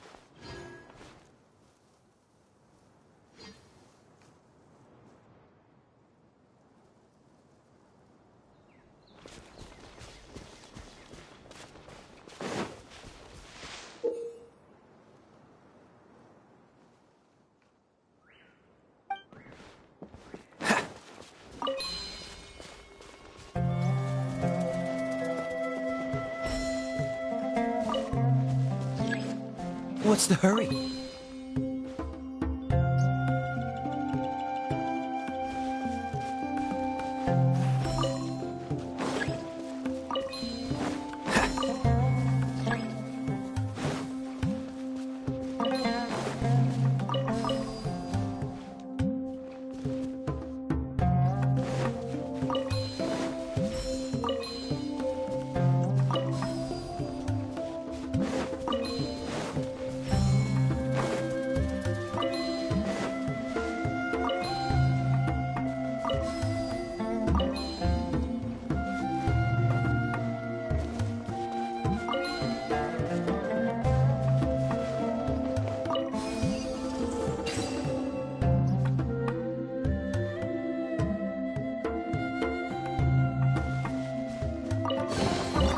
How fortunate.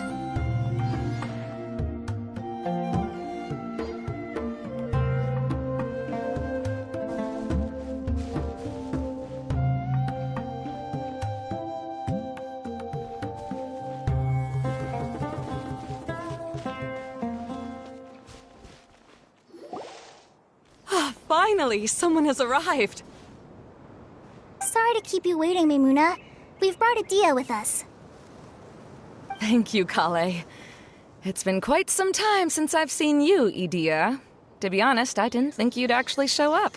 If anything, I thought you'd be curled up somewhere crying alone. Hey, you shouldn't be saying things like that. Doesn't seem to be the first time Paimon's heard someone say that about Adia, though. You want to see me cry? Fine. I'll stop crying right here. No, please don't. All right, I shouldn't have said that. Now, who are these two? And Paimon is Paimon! They're reliable helpers. Lucky for you that I found them. You'd better be more careful about how you speak to them, okay? Of course. Good to meet you. You may call me Maimuna. For the sake of time, we should forego the usual pleasantries. Please follow me.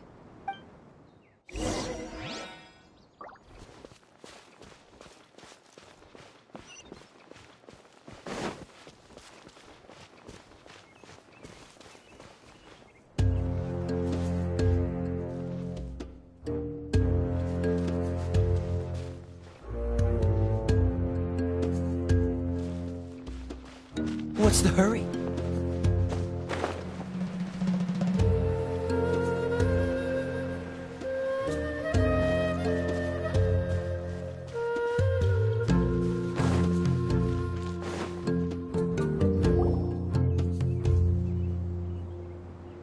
Wow! Look at that huge tent! Amazing, isn't it? I helped make it. What fun would a fairground be without a tent, right? Really? Paimon knew you couldn't be so pathetic! You just act modest all the time to hide your actual abilities!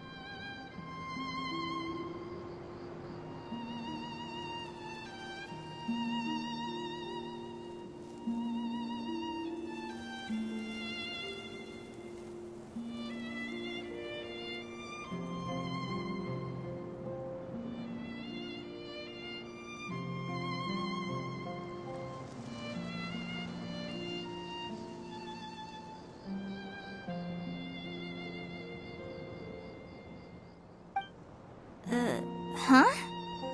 What is it, Kale? Sorry. I'm not sure if I should tell you.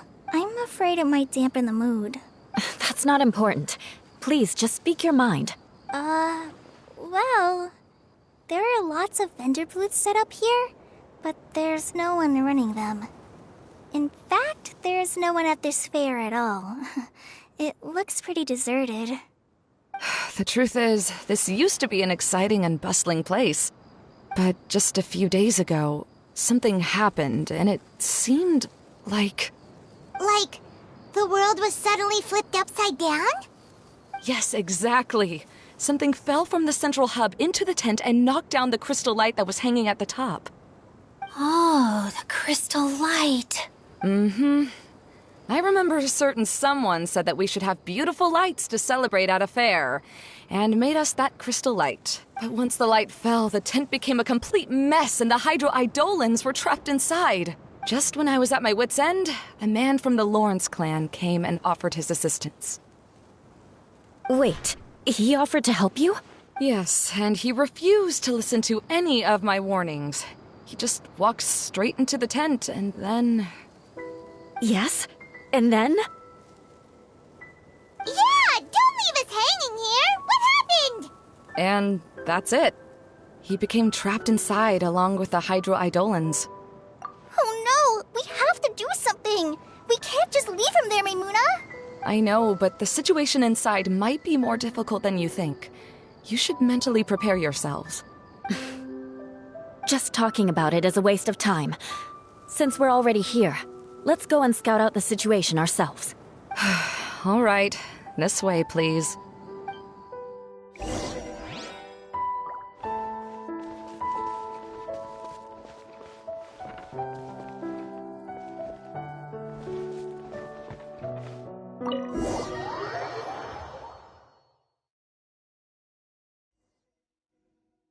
There used to be a large stage inside, but after everything got shaken up, it seems the very nature of the entire place was altered. The lamps and crystal light that were hanging above have all fallen down, which makes repairs near impossible. Wait, so you mean it's difficult to move around in there? Yes, mainly because of the lights. Do any of you have experience being on stage? Once the stage lights turn on, everyone's attention is focused on you. I can't stand that feeling. Having everyone's attention focused solely on me would just make me feel terrible. Me too! I'm no good at speaking in front of people. And then to have everyone staring at you. Oh, just the thought of it makes me shudder. Sounds like you have some things you haven't been able to let go of yet. Please don't laugh. I'm trying my best to change that, but there are still some things I can't overcome. Like when there's a lot of people around, or when people are staring at me. No, there's nothing funny about that. And you know what? It's not a bad thing to care when other people are looking. That's my opinion anyway. Think about it. Only people who have high standards for themselves would worry about failing to meet others' expectations. You have many good qualities, Kale. I bet if you had to learn dance since childhood like myself, then you'd be an even better dancer than me. No way! That would be impossible. I can relate. I know exactly how she feels. Maybe we should find a time for you to learn with me. And one day, you will become an outstanding dancer too. By that time, you'll be so focused on performing your beautiful moves that you'll no longer worry about an audience watching you. Wow. You are so passionate about this that she's practically glowing now. Really? You do that? You wouldn't think I look stupid and secretly laugh at me, would you? You really think I'm that kind of person? Fine. Vengeance will be mine. Oh, no! Of course not. Alright, please teach me. Seems there's no need for me to warn you again. Anyway, you just need to open the curtain and you'll be able to see the stage.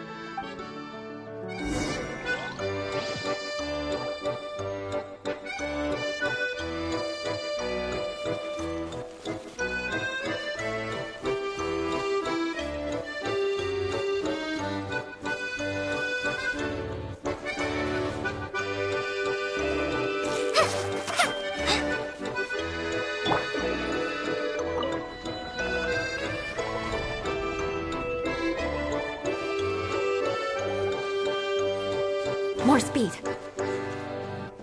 Wait, what's that thing in the middle there? That's my crystal light! It's been locked up. Well, let's figure out a way to fix this. Looks like we need to raise the platform underneath the crystal light. If I remember correctly, the stage controls should be somewhere around here.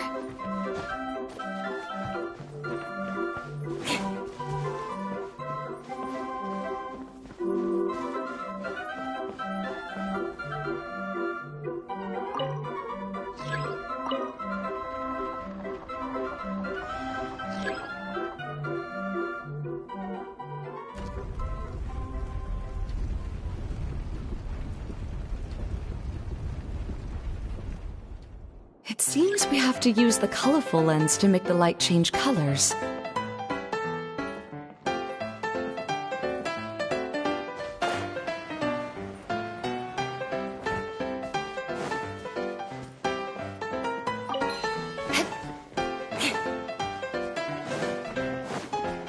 Crush! More speed. Forward Amber, help!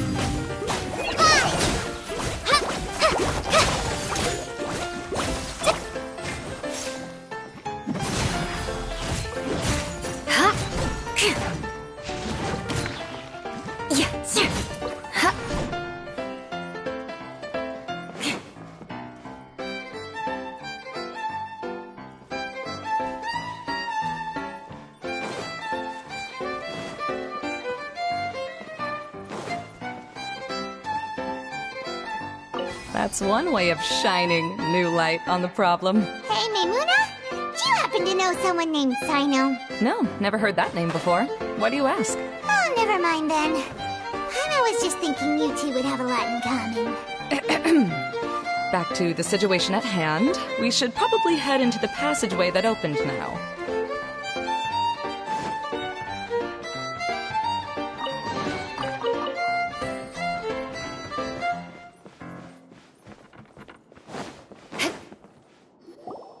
Hello? Is anyone here? If you can hear me, please help! Lessig Lawrence? Who are you? Who has the audacity to utter my full name?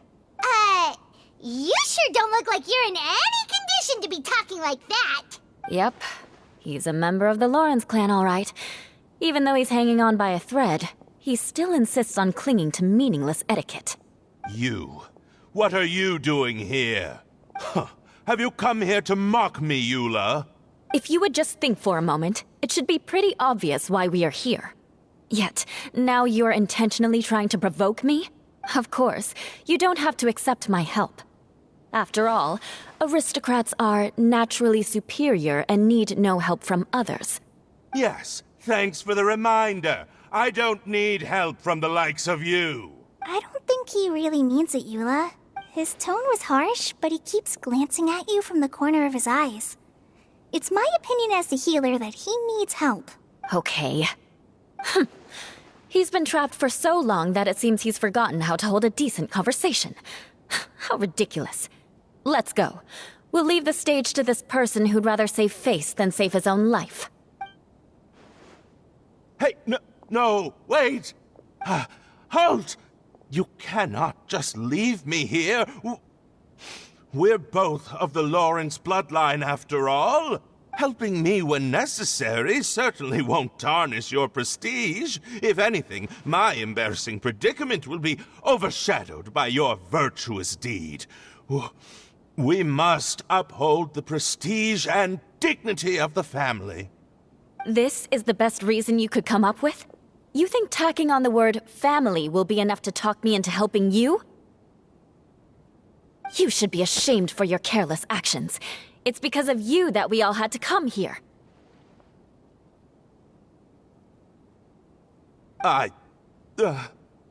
Seems everyone in the Lawrence clan is this way. They'll do anything to save face. All right. Looks like it's time for the mascot to step in. Here you go. One for Eula, and one for Lessig. What is this? Candy? Thanks. Oh, the smell! It's just like the aroma I smelled coming from the lens. Yes, that's right. Enjoying something sweet always lightens the mood. Oh, thank you, Miss Mascot. I certainly do feel much better now. So he's willing to thank someone else, but not me. Eula has been worrying about you the past few days and asked me several times regarding how to find you. But now that you two have been reunited, I won't have to keep answering her questions anymore. Oh, I'm so happy. Let me clarify one thing. I don't care what happens to him. If you're going to keep saying nonsense like this, then... Eula will never admit that she actually cares about him. Yeah, you're probably right. If you're going to keep saying nonsense like this, then at least give me another piece of candy. Hmm? Oh, sure. I still have more. Sorry. I admit my mistake. I know I've caused heaps of trouble for all of you. Why couldn't you have just said that earlier? I'm back. Oh? Have you already finished catching up? Why are you all looking at me?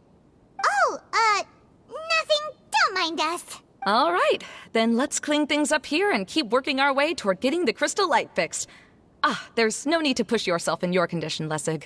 I'll take him and find some place for him to rest. I happen to be a little tired myself. All right. I'll leave my cousin to you then. You'd better rest up and regain your strength before we settle things, Lessig.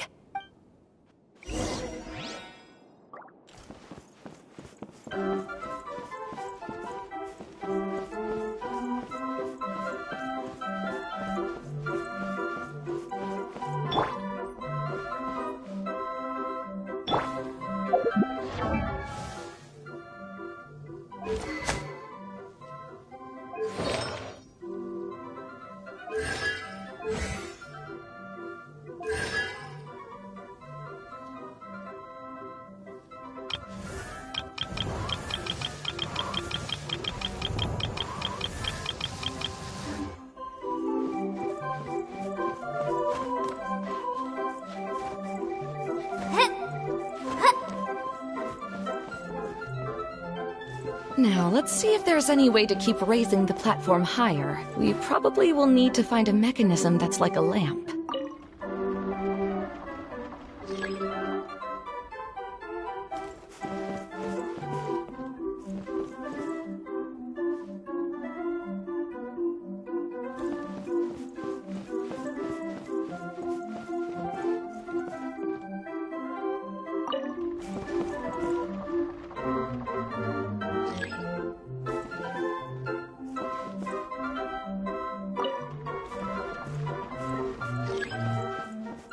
Strange. Is that really the Lessig that I know? You shouldn't always judge people based on the way you knew them before. People change, and people can always make different choices. Oh,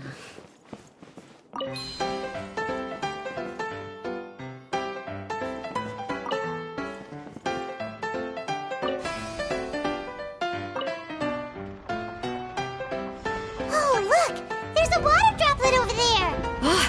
A hydroidolin! It must have been trapped in the curtain, but at least it seems to be okay.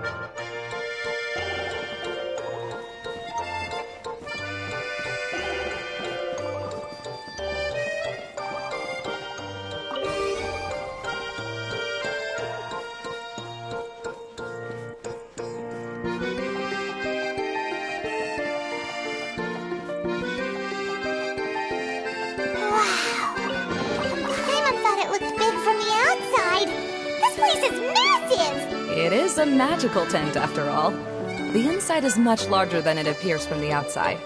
Haven't you heard stories with this sort of thing before?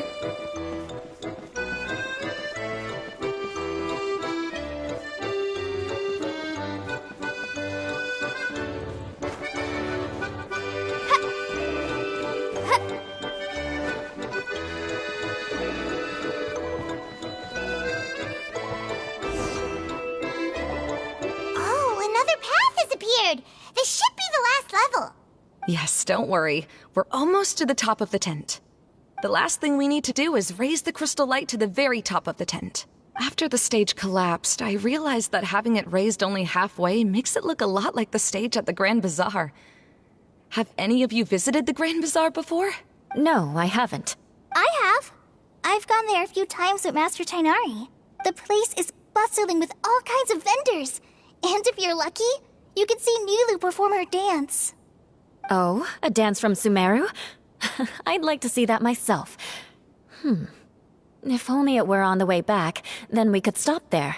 It doesn't matter if it's on the way or not. I would be happy to take you whenever you have time, Eula. Great. I'll take you up on that offer. Yeah! Now that Paimon thinks about it, we've already been there more times than Paimon can remember. Really? My father used to help with festivities at the Grand Bazaar and would always give me candy during the events. I was just a kid and didn't understand anything. I was happy as long as he gave me some candy. To me, fairs and festivals were the best things ever. I always thought my father was amazing and wanted to be just like him when I grew up.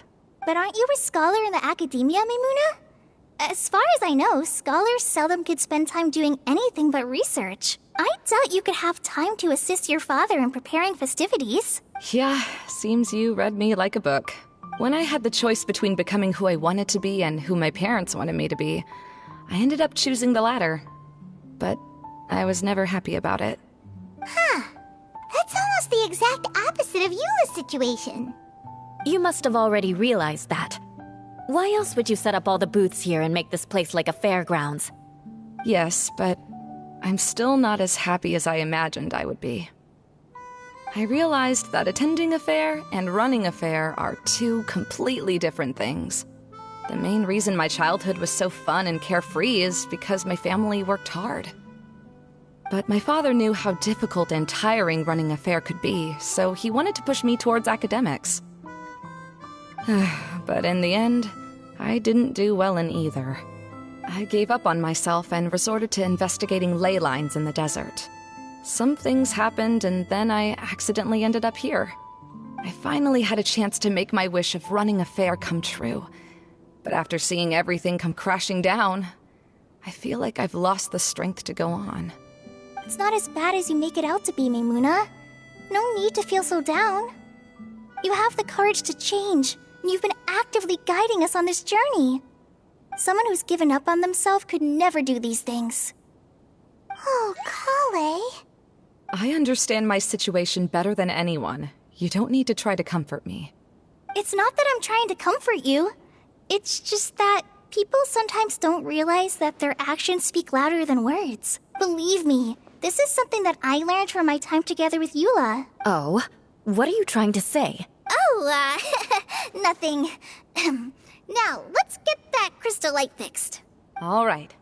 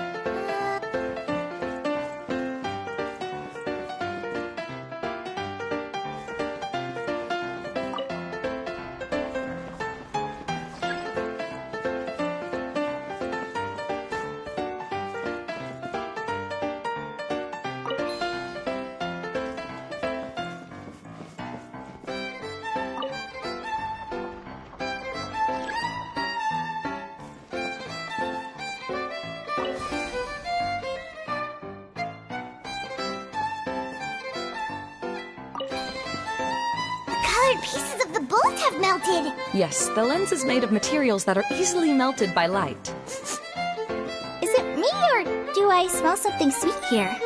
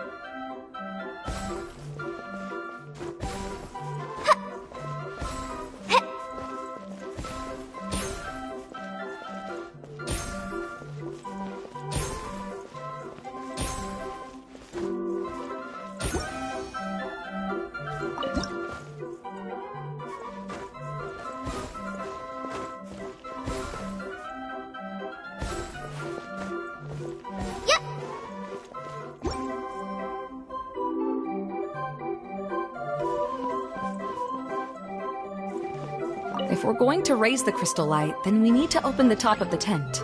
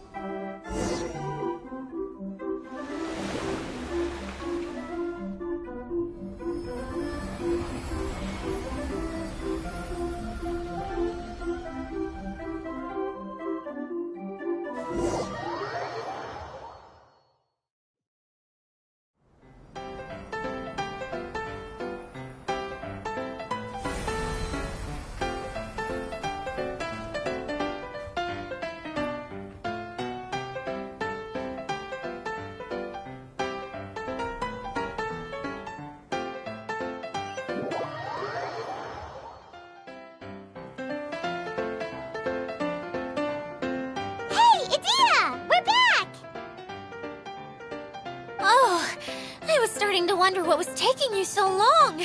But don't worry, Lessig is recovering well. I'm pretty good at taking care of people. Seems I've found another good thing about myself. I don't know if I should be worried for him or happy for her. The shadow. It's massive. Wait.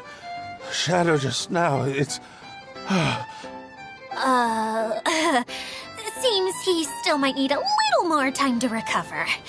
Tell me, did everything go well for you all? Of course.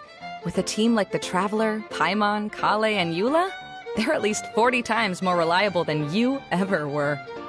Only 40 times more reliable? That means I'm still pretty good then. I guess it's impossible to feel like you've lost once you've already given up. I'm a little concerned about how comfortable you are with that. Huh? What has happened? How did I get outside of the tent? Ah, that's right. I remember meeting Eula, and then... And then... Oh, my head. Oh, you're awake now. Don't worry. That's just a side effect of your treatment, Lessig. I'm afraid I still feel a little disoriented. Lessig Lawrence. Oh, it's you, Eula. All right, I'll do it. I'll come back to Mondstadt with you and abandon my wild efforts to restore the Lawrence clan. Interesting. Now you want to talk. Seems like you've had a change of heart. In that case, maybe you'll be able to explain everything in detail for us now. I admit it, yes. I came here in hopes of finding a way to restore the Lawrence clan to its former glory. But it was a long journey, and I didn't always know the way. I passed through Liyue and Sumeru. There was even a time when I lost my wallet and had to live in the wild. But the peculiar thing is, I realized that nobody knew me out there. And not a single person even cared about the Lawrence clan. You and I are like glass pawns that were raised in shackles. We were taught to act like nobles, but outside the walls of our home, the people of Mondstadt despised us. Such pompous, hateful, and stubborn teaching. It all culminated to making us cling to the old aristocratic dogma in an attempt to maintain our pride. It's like a never-ending game of tug-of-war, but it is meaningless. You understand. Or I should say, you have already long understood. But I'm afraid that I have only just realized this. Paimon sorta understands what Lessig is saying. Everything he said is true. Your family is probably unaware that you've already changed how you see things. Yes, this has all happened recently. After coming to this domain, I realized the Mondstadt that I want is one where not everyone fears me. All that I and many other members of the Lawrence clan long for is a place where we can live peacefully with others. Lessig, both you and I never had anything to do with the glory of the Lawrence clan. That is all in the past. We are just ordinary people. I originally planned on returning to Mondstadt after taking care of things here. I never thought you would come here. I was completely shocked, which is why I reacted like I did. I'm sorry. See, people can always make different choices, and it seems that Lessig has also chosen to become someone he truly wants to be. Yes, about that. I'm afraid I haven't quite found my own purpose in life yet. That's all right. Being able to clearly choose between becoming who you want to be and who your parents wanted you to be is already a step in the right direction. How to find true happiness is probably one of the most difficult research topics of all. I have a suggestion for you, Lessig. Why don't you return to Mondstadt and tell your parents what you just told us? They'll probably try to tear me limb from limb. But what about you? Did you ever tell your family about what you think? This is something that I've been thinking about, too. Perhaps the two of us can sit down with the rest of the clan and discuss it with them. The Lawrence clan is just like this stage. It was once home to glorious performances, but those days are now long gone. And it is time for the stage to be updated.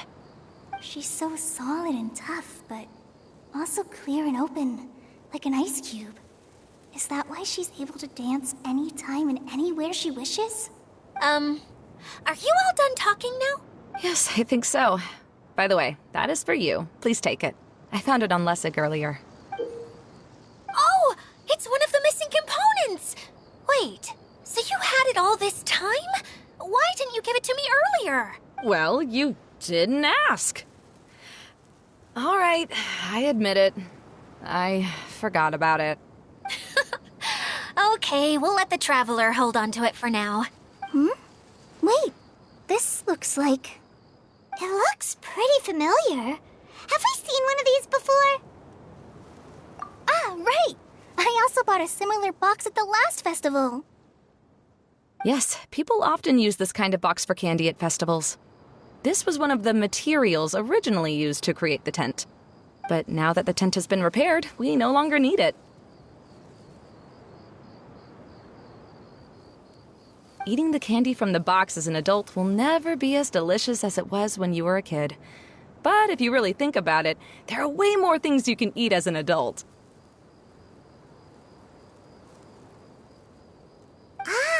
So when it comes down to it, eating candy is sort of like life. It's just another choice.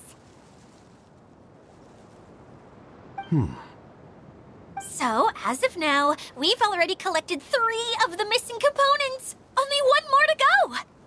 I'm sorry that repairing the tent took so much of everyone's time. You should all head back and have a rest. I'll lead the way.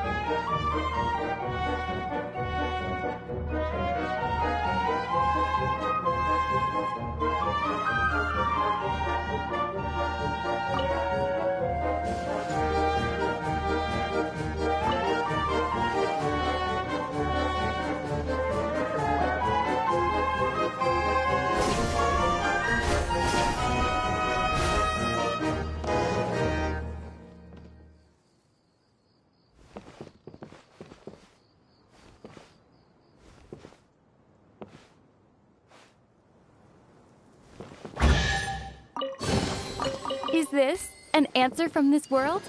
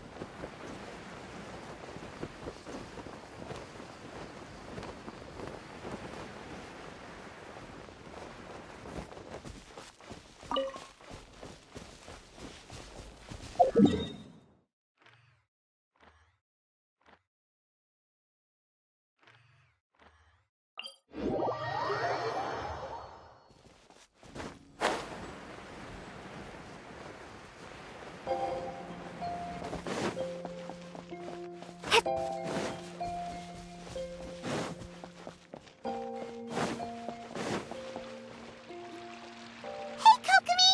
You're already here! Oh, you're back. I trust your adventures to the forest went smoothly? Yep, you could say that. How about you? Up to anything today? Well, I suppose it's time I told you that as the Divine Priestess of Watatsumi Island, I shouldn't actually be here now. The truth is that a relic known as the Shinro Casket was lost from Watatsumi Island long ago, but recently, an orb matching the relic's description suddenly began emitting light, almost as if it was guiding people to it. This is what I wasn't lying when I said that. Goro has often told me that sitting at home reading light novels is not the best of practices, and that I should try to get out more.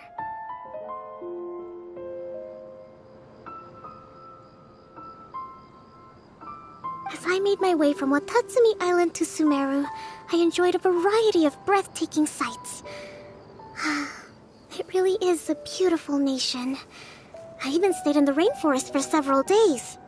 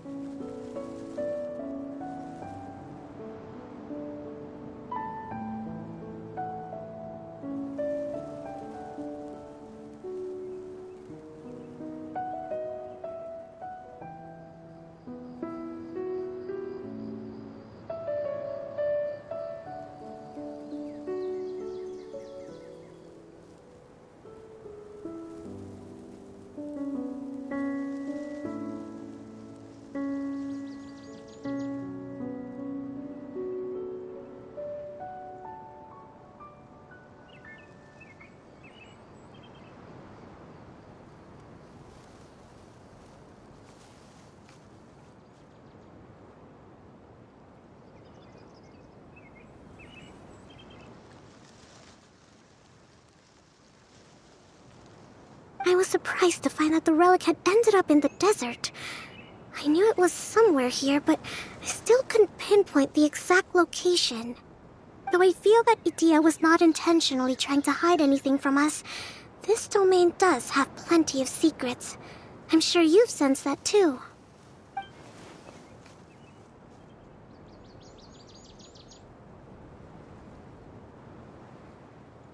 Now that you mention it, a lot did happen today.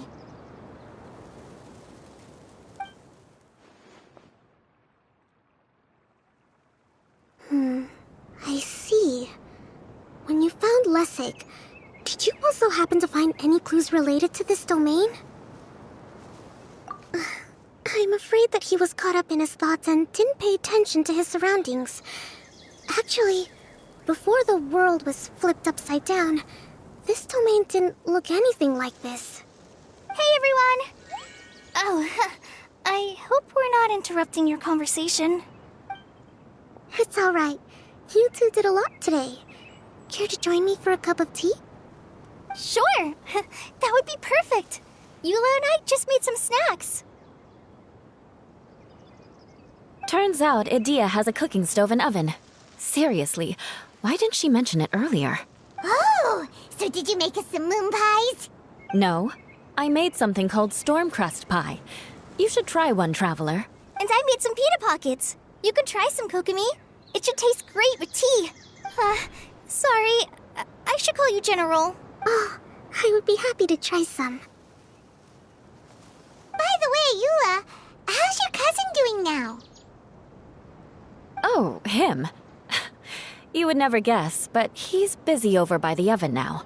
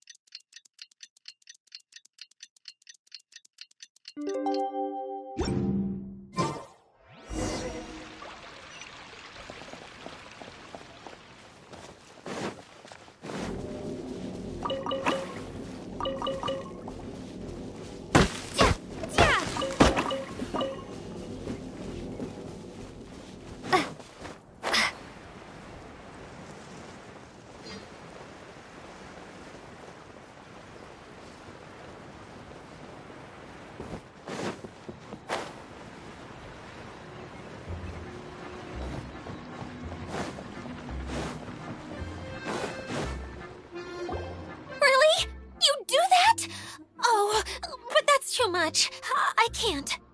No, really, it's alright. We want to do everything we can for the domain. Yes, and to be completely fair, I'm the one who caused this terrible mess in the first place. Oh? What happened? Did Paimon miss something?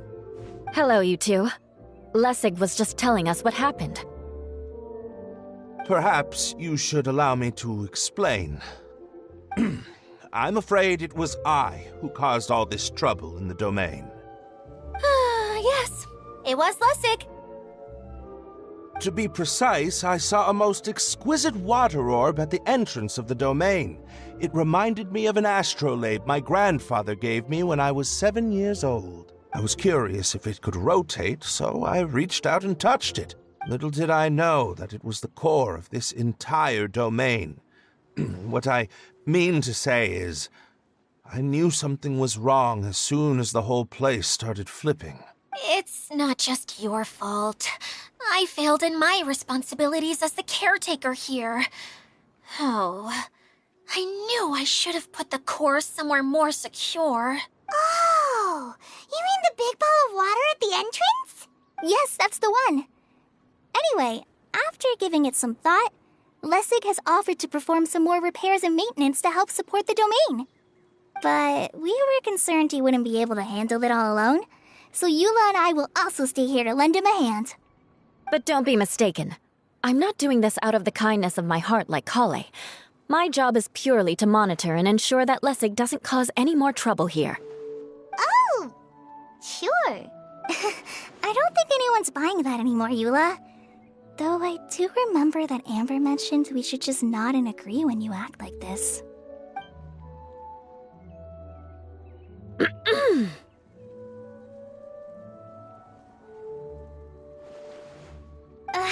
Right.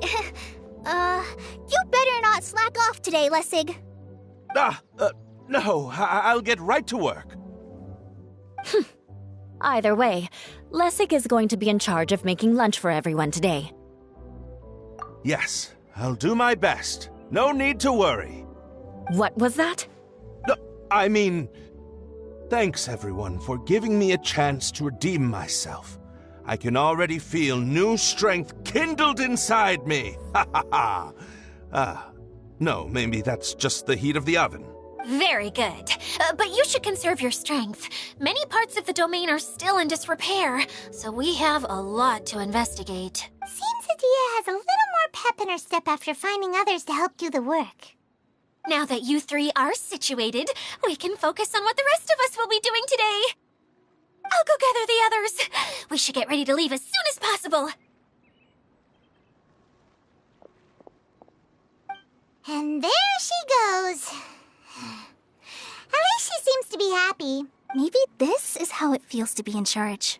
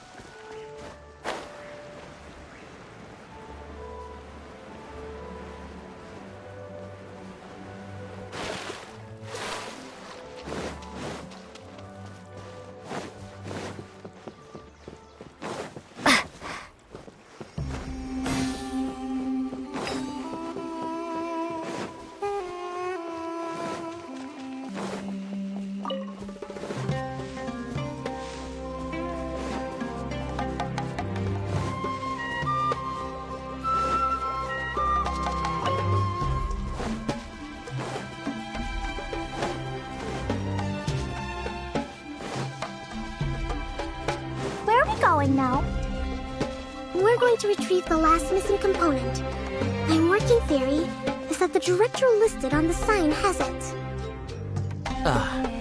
No details slips by our general.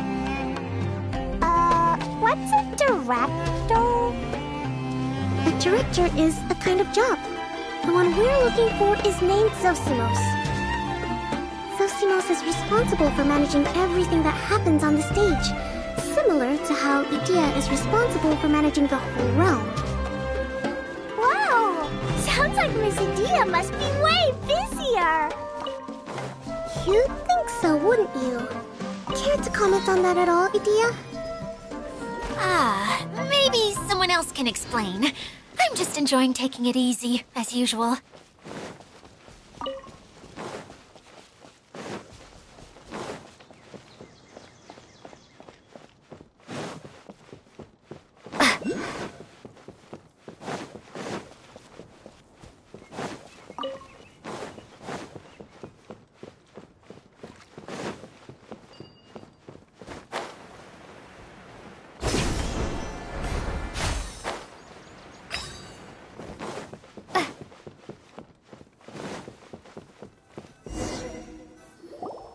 The director doesn't get out much. He's almost always cooped up in his treehouse making props or writing scripts. But I'm trying to remember now. Where is that treehouse of his? Huh? You don't remember? Hey, don't forget! I'm just the mascot. I believe it's that way.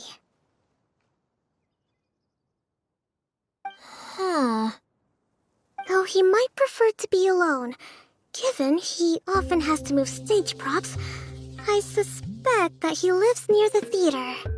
And having a view of the entire stage would be useful when imagining a production's actual stage flow. So if I were him, I'd probably pick a treehouse over there. But how do you know which direction the theater is in? Simple. The overall layout and decorations look more exciting in that direction. Oh, good point! Why didn't I think of that?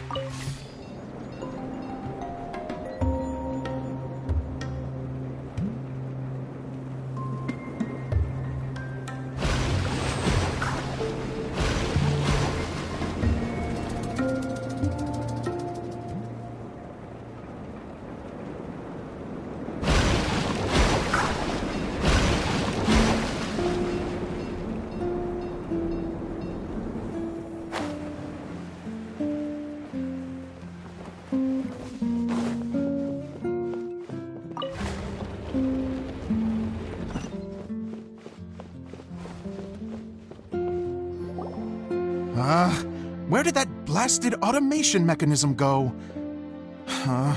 The male actor standees are here, but where are the female ones? Who's that? Idea? Yes, Zosimos! 'Tis I, Idea! How's that for a dramatic entrance? This is a surprise. I was sure you'd be...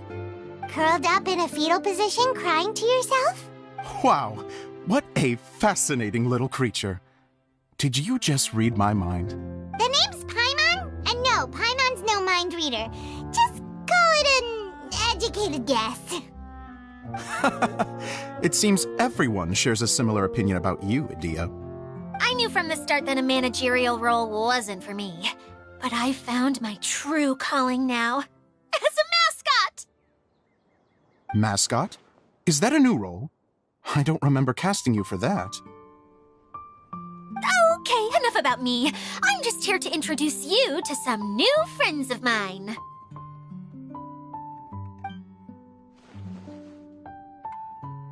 And that's why we came to see you. Well, do you have the component that fell out of the central hub? I do. However... I'm afraid the incident has caused many malfunctions with the stage mechanisms, and I can no longer put on any performances. Okay, so you're holding the component ransom till we help you fix the mechanisms, huh? No, till we fix the stage, surely. I'd have thought he wants us to make some more props, no? Given that some of the standees are missing. Or maybe the component is broken and we need to fix it. You're all forgetting that the majority of his work involves writing scripts. I'll wager that he wants us to edit them.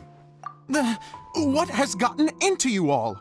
What sort of person do you take me for, The component is safe and sound. I can give it to you now if you'd like, although I was hoping that maybe you might be willing to help rescue my show? You're a big group. I have lots of roles to fill. It would really speed up the casting. A show? That sounds fun! I want to help! Can we? Also, truth be told, I've hit a bit of a roadblock in my script and was just thinking about how to move the story forward. And then you all showed up. Suddenly, I got my muse back. I don't know how to explain it, but something about seeing all of you finally helped me figure out how to continue my script. Huh? You mean that story you've been stuck on forever? Are you serious? You really think you can finish it now? Yes, really. Just give me a little time, and I'll write it all up. In the meantime, I'll leave things to you, Edea. Whoa! And he's off to write the script! Zosimos has always wanted to write an epic story about a thief and a mage. Apparently, he got the idea from some rumors that were swirling around, but he only got as far as writing the intro before writer's block set in. Why don't you all take some time for yourselves while I see what I can do? We'll reconvene after the director finishes his script.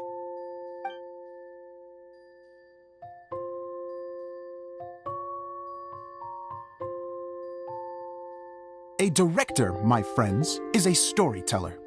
And the key ingredient to every good story is inspiration. The moment I laid eyes on General Sangonomiya, inspiration hit me for a brand new character.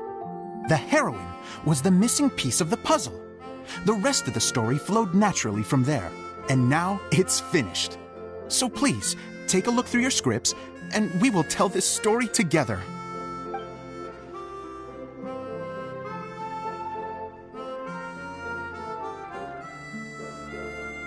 Well, is everything clear?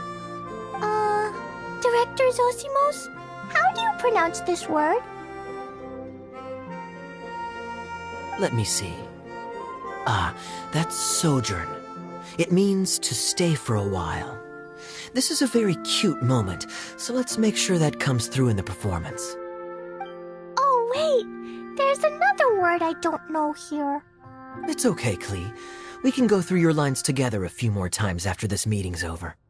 That would be most appreciated, Kaya. I had a feeling about you, actually. You seem to know a thing or two about character acting. Tell me, have you acted before? You're too kind. It's all in the script, really. It just rolls off the tongue. Oh, you think so? Well, you definitely have a knack for it. I've actually been looking out for someone with your talent. If I make it as a big-time director, then I can see us working together for the long term. Be sure to stay in touch, okay? You and I are gonna go places. What can I say? Sounds good to me. Great. Fantastic. Now then, please go through your scripts one more time. But don't just read the words. Remember my notes, and really let the character inhabit you. I need to have a look at the stage, so I'll leave you to it. If you need me for anything, I'll be in the big theater right in the center of this area. Wonder what the theaters are like here. Let's go check it out while everyone's still getting ready.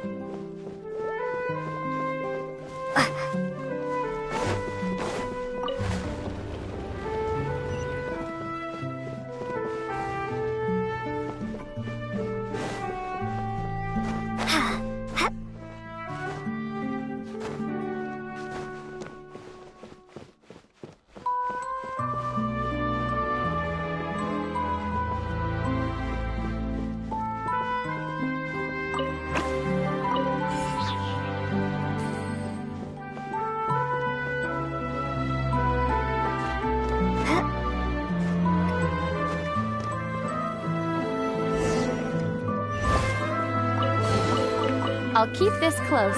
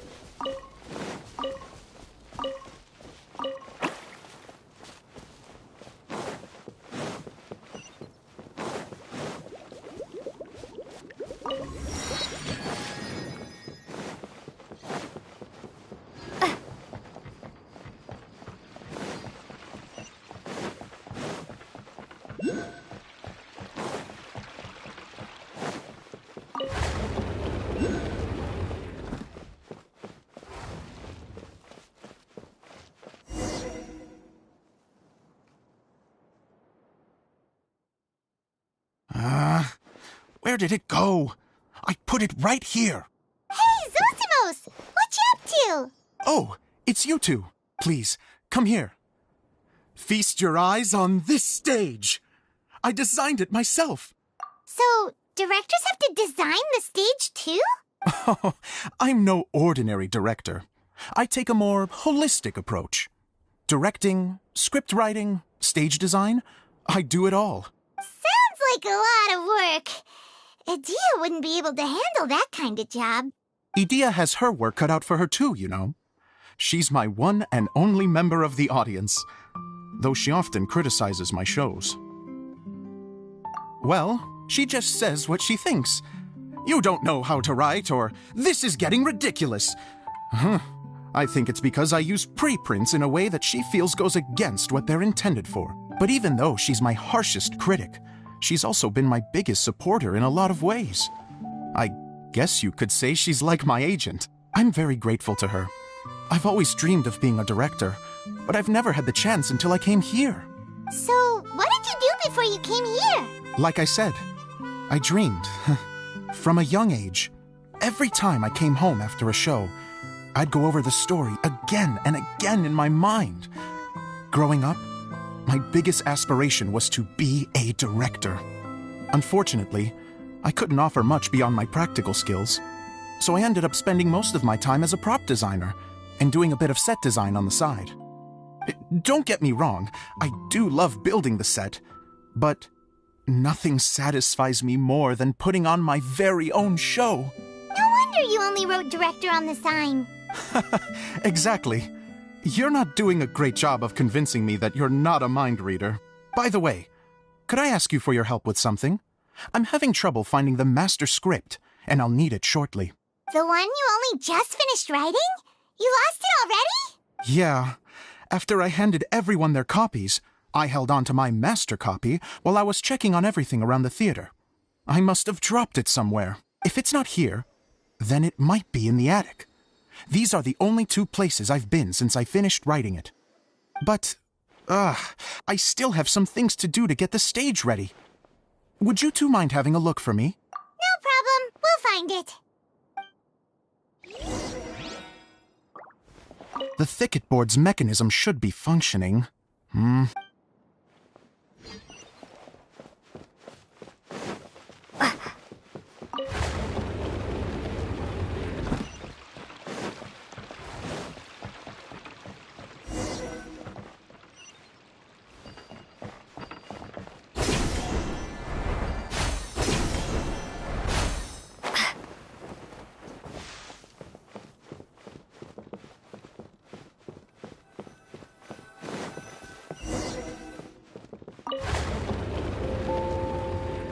Whoa!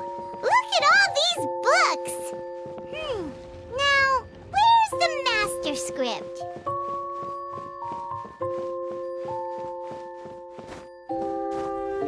Oh, it sounds like a water droplet is on the second floor. Let's go have a look.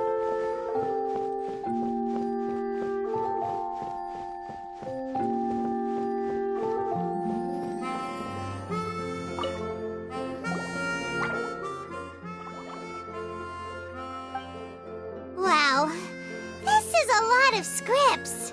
Looks looks like the water droplet has been managing them for the director.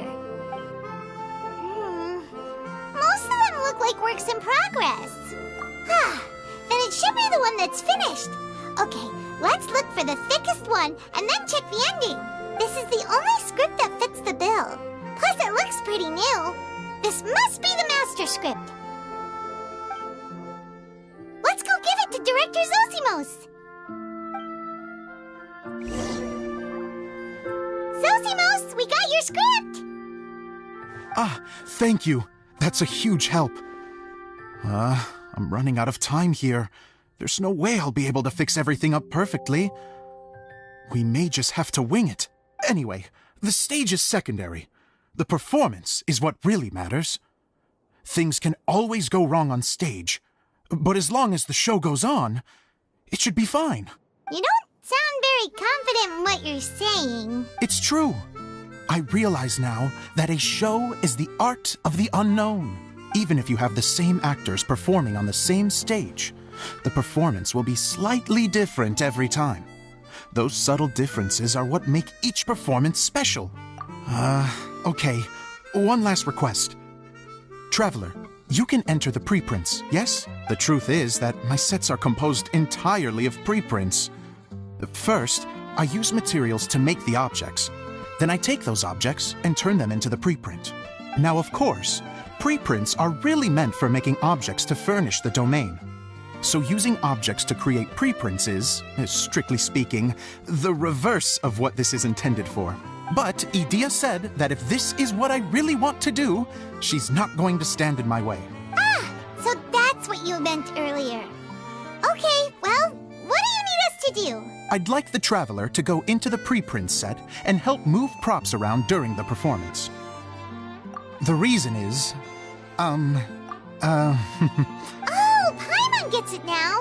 If you're busy directing, moving the props, and operating all the mechanisms, you never get the chance to watch the show. Yes, I know that I'm no master playwright, but still, even if it really is a half-baked script, with shoddy writing and moments of sheer ridiculousness, I'd still like to see it for myself.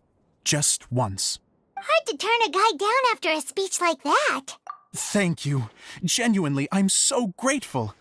I'll go and inform the others. Then, as soon as you're ready, the show can begin.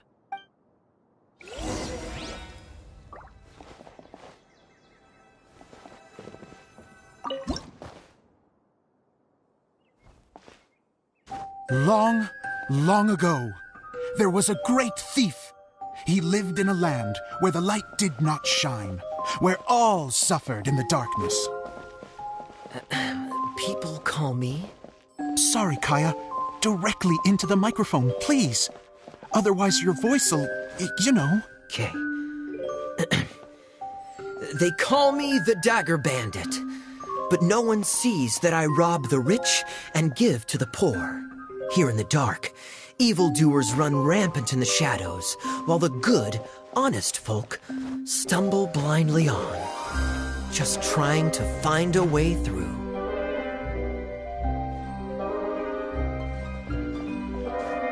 As the bandit brooded, suddenly the world was inexplicably changed as a single star appeared on the horizon and flew across the sky. Traveler, stomp on that movement mechanism in front of you.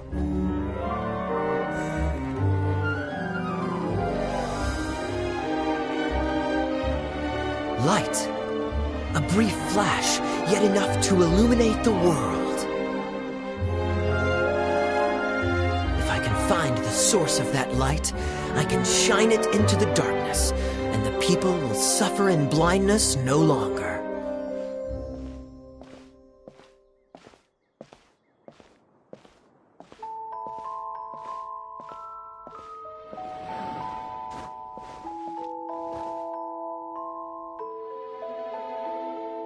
Without a moment to spare, he set off to follow the star's course. All the while, the star kept moving through the sky. Traveler, the star kept moving through the sky.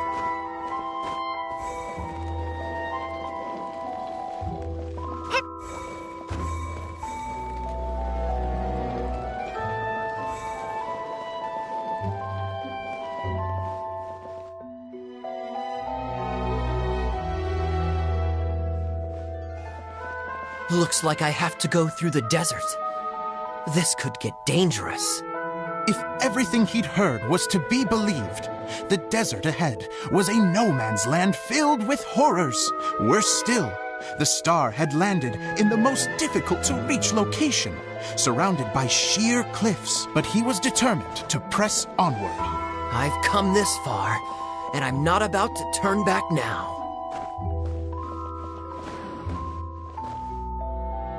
The Dagger Bandit trekked deep into the desert wasteland. Yet when he finally arrived at his destination, he found not a fallen star, but a young girl, dressed in white. How strange. I'm positive this is where the star landed. Young lady, do you know where the light has gone?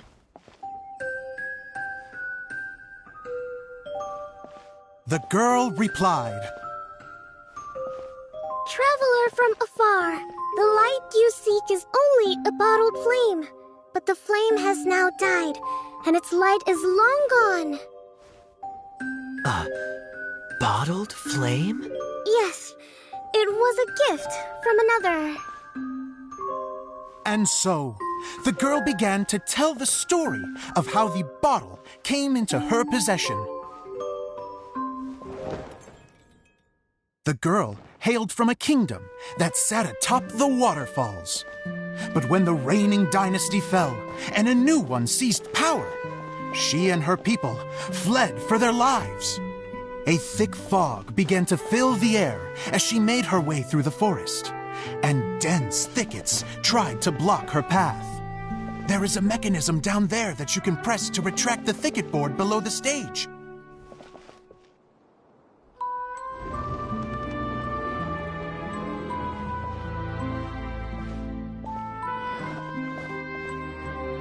If I only had a lamp to guide me through this wretched forest, then I could survive.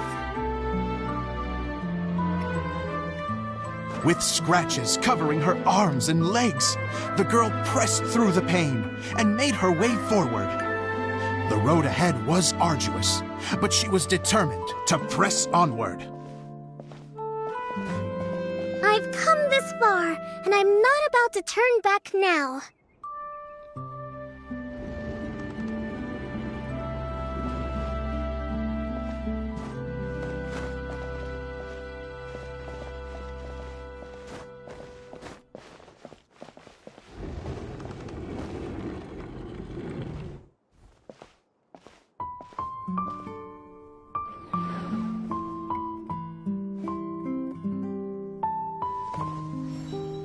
But just as she was drawing near her destination, a huge stretch of thorns and brambles suddenly came into view.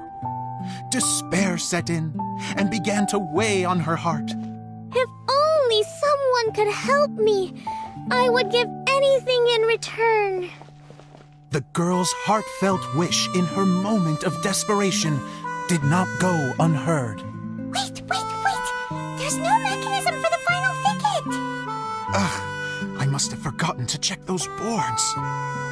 According to the story, those thickets should be gone from the stage now, right? Yes, total oversight on my part. What a pain. I can help! Traveler! Catch!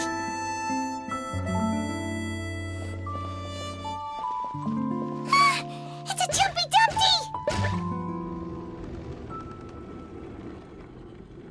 The girl's heartfelt wish did not go unheard, for a Jumpy Dumpty, who was passing by, helped to clear a path for her. Oh, thank you, Jumpy Dumpty. And so the girl continued her journey deeper into the forest. But what she found there was not a lamp, but a mage glowing with fire. So, just to clarify, it was supposed to be the mage who helped burn a path through the thicket. Save it for the end, man! The mage took pity on the girl and handed her a bottle. Then, the mage began to tell the story of how the bottle came into her possession. The fiery mage had an adventurous spirit and enjoyed taking long journeys. On one such journey, while taking rest in an oasis, she found a beautiful bottle by a crescent-shaped lake. Klee, quick! Get in the light. She was an extraordinary mage, with the power to grant people their wishes. She turned the bottle into a thing of equally extraordinary power. But the only place that it could make wishes come true was inside of the bottle. Oh me, oh my, look at this wonderful bottle of mine. It could make a fine toy. But better still, a sojourner's home. The fiery mage blew into the bottle, allowing it to grant one single wish outside its glass walls. Oh, am I supposed to blow into it? Whoa, it lit up! A flame was kindled within the bottle, and it began to glow a fiery red, just like the mage herself.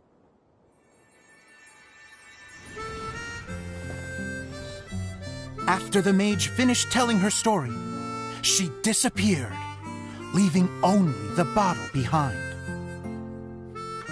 A magic bottle that can grant wishes. And I wish to leave this place and go somewhere where no one will ever find me again. And then, the bottle seemed to softly inquire.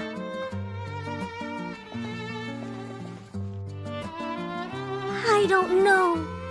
The flame in the bottle faded as the girl's single wish was granted, and she found herself in the middle of the desert, far away, where no one could ever find her.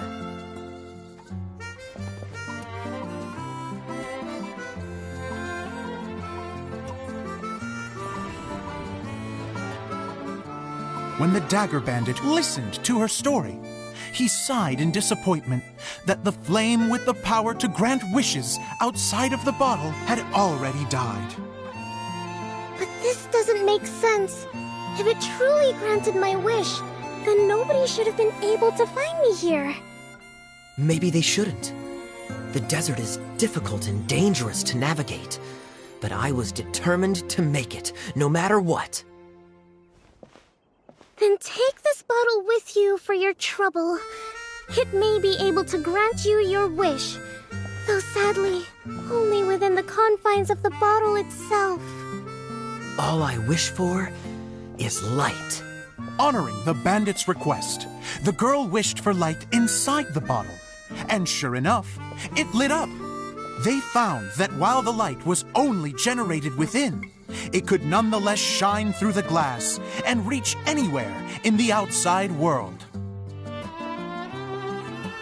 Even though it doesn't burn as brilliantly as the light that shone before, this is still an extraordinary light. What will you do after I take the bottle? I don't know. Well, then maybe you should come back with me. With no reason to refuse, the girl accompanied the dagger bandit back to the land where the light did not shine. They brought light to that place, and the darkness was dispersed, and they lived happily ever after.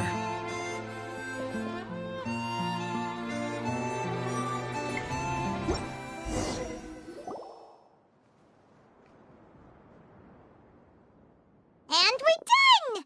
Seems the show went pretty well.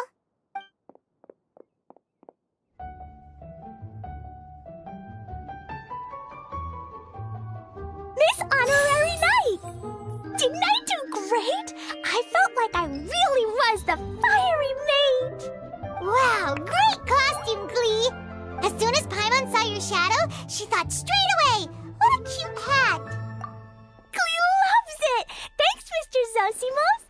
Oh, wait, no, I mean, Mr. Director. Mr. Director? Ha! No one's ever called me that before. Thank you. My dear little mage, thank you so much. Oh, I'm so happy. Miss Adia said that she tailored it a little bit so it would fit me, but you were the one who designed and made it. You're amazing. Yeah, that's amazing! And it sounds like Adia did a great job too. It was nothing really. Just one of those, oh no, whatever shall I wear to the ball moments. Sewing comes in handy at times like that. Sewing is an art in its own right. You're more talented than you give yourself credit for, Idia. Really? Oh, I'm just gonna go for a second. Please, chat amongst yourselves. She gets embarrassed so easily. She really can't handle being in the spotlight. Idia's a sensitive person and doesn't have a whole lot of self-confidence. I hope all the excitement hasn't brought her to tears. Oh, I'm a little worried. Don't worry. I'll go make sure she's okay. I'll see you all later. So, what did you all think of the play? Any thoughts? Huh? Uh-oh. Time to get serious. Now, are you sure you want to hear what we really think? Oh, absolutely. I had the courage to ask, didn't I? So, don't mince your words. Go ahead. Speak your mind. Okay, Paimon will go first.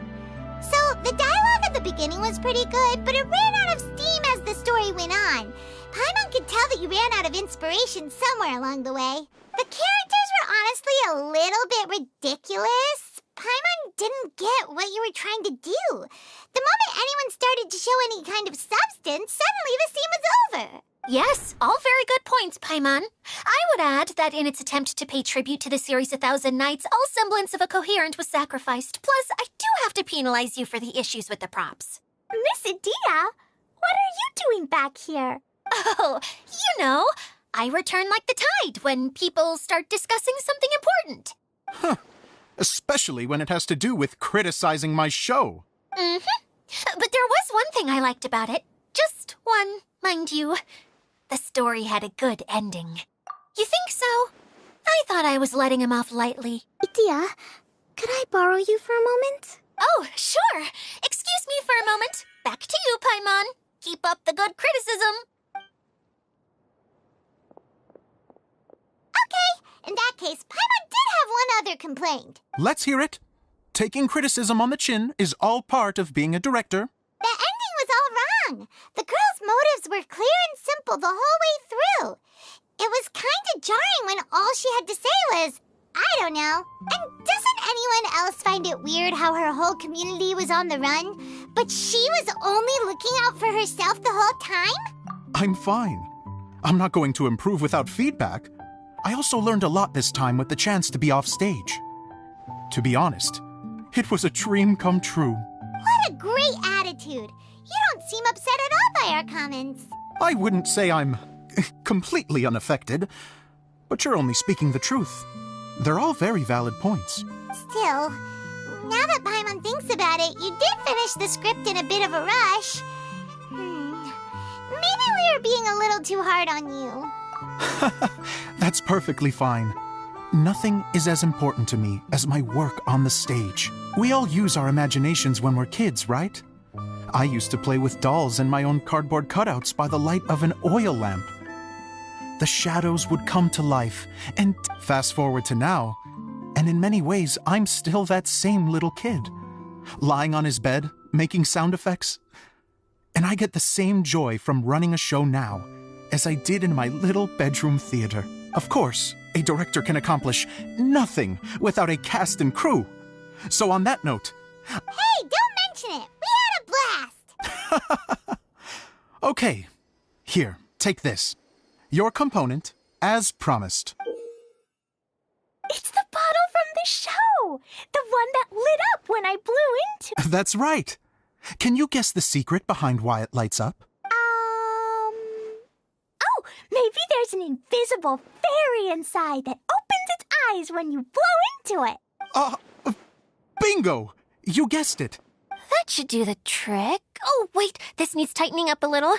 Hold on, this will only take a second. This outfit's more fashionable than I imagined. Excuse me, everyone. Do you have a moment? Especially you, Zosimos. Idia wants to do a little something for you. She says it'll be a dream come true. A dream come true? Yes. She said that as useless as she is, she wants to do something for you as the first person to have heard of your dream of being a director. Her words, not mine. I have to disagree, though. I have never thought of Idia as a youth. How is this suddenly about me? If everybody is ready, then I'd like to invite tonight's male lead to take the stage. Ta-da!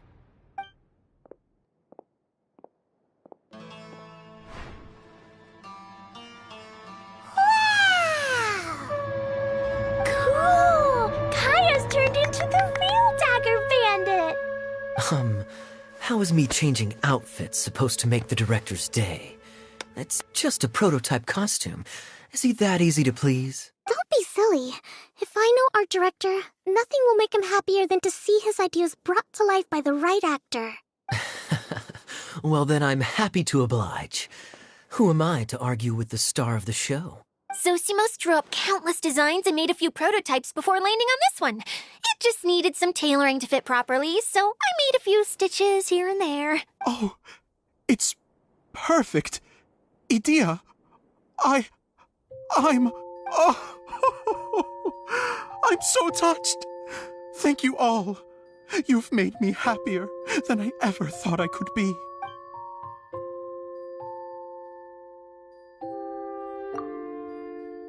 How are you doing?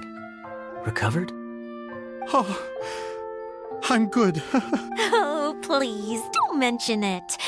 Well, now that we have the final component, it's time to say goodbye for now. Can I keep wearing my costume? Please do, by all means. Both of you can keep your costumes. It seems only fair. Yay! Kaya, keep wearing yours too. It looks amazing. I agree with our mage. I'm sure it's the... Sure. I think I can be a bandit for a little longer. Bye-bye, Mr. Director. Take care, my dear friends.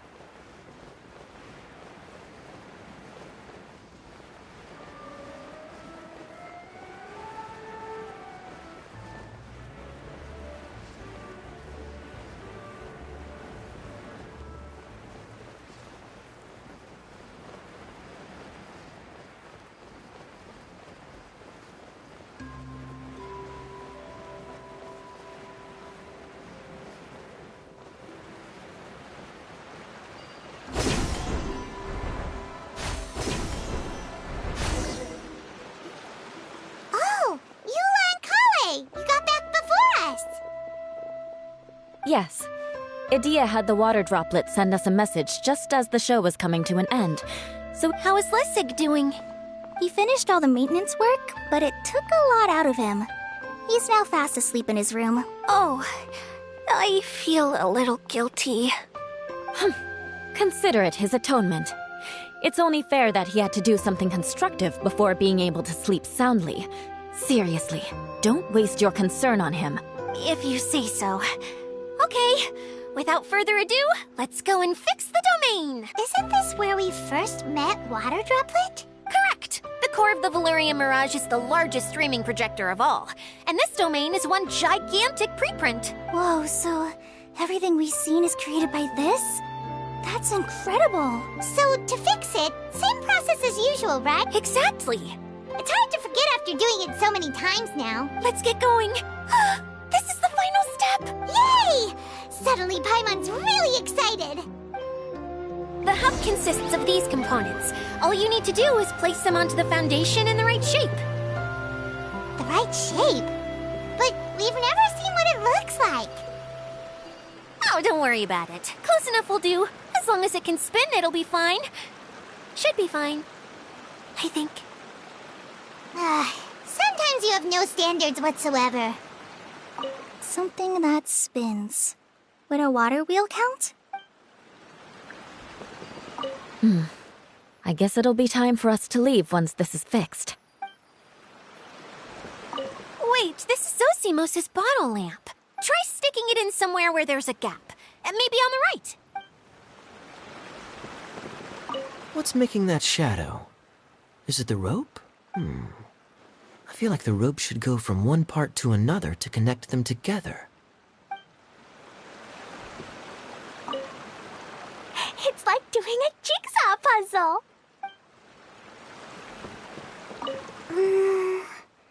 If I remember correctly, I think there's supposed to be a small cog on the right-hand side. So maybe that's the candy box.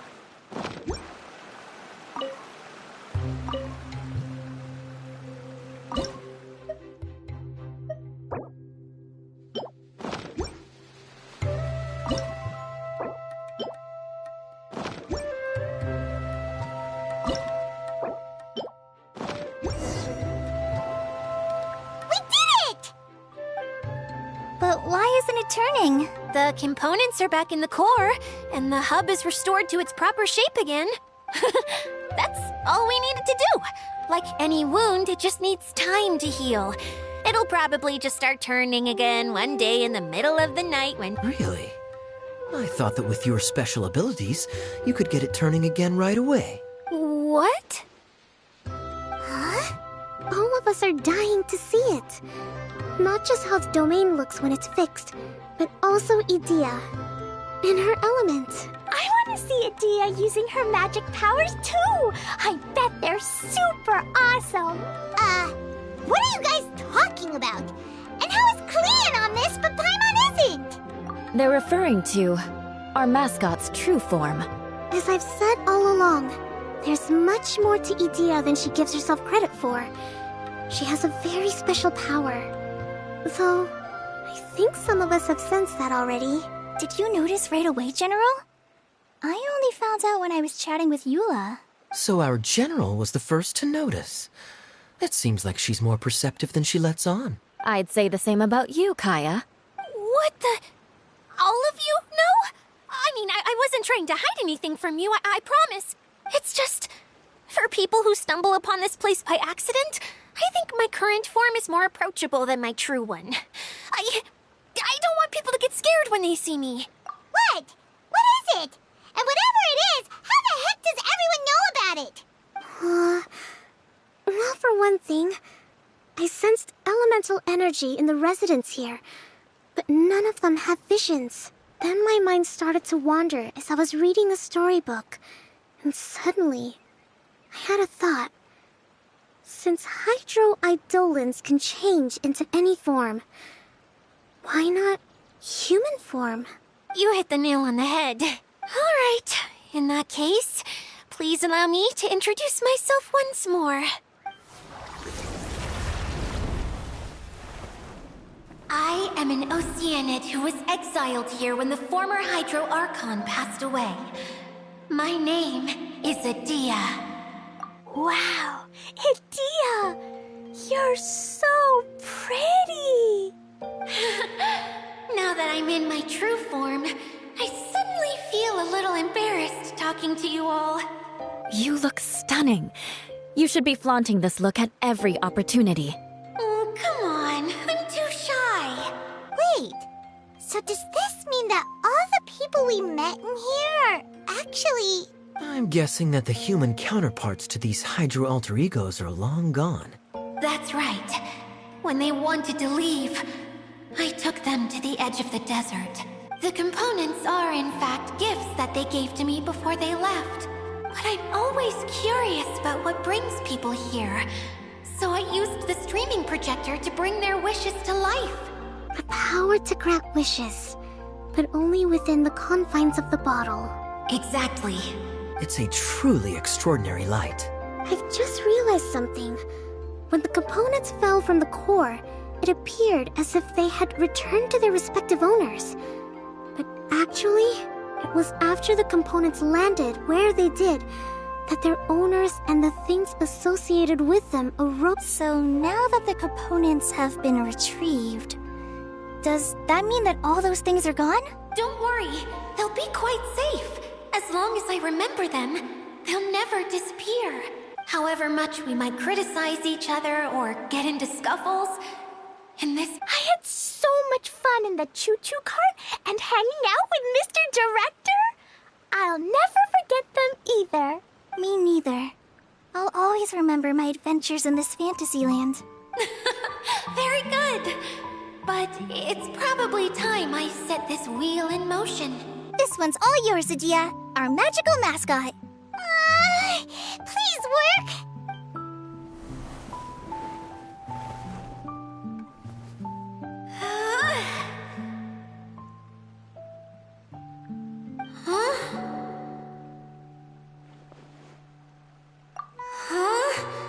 That's strange.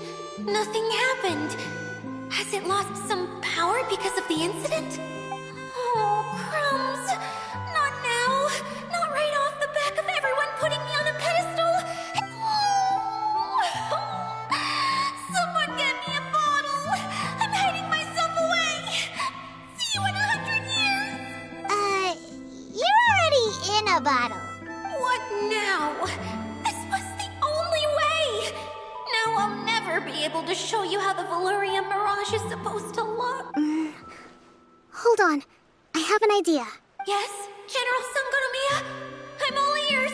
If it's okay with you, would you let me borrow the Shinro casket from the domain's core? Ah, the Shinro casket. Here, is this it?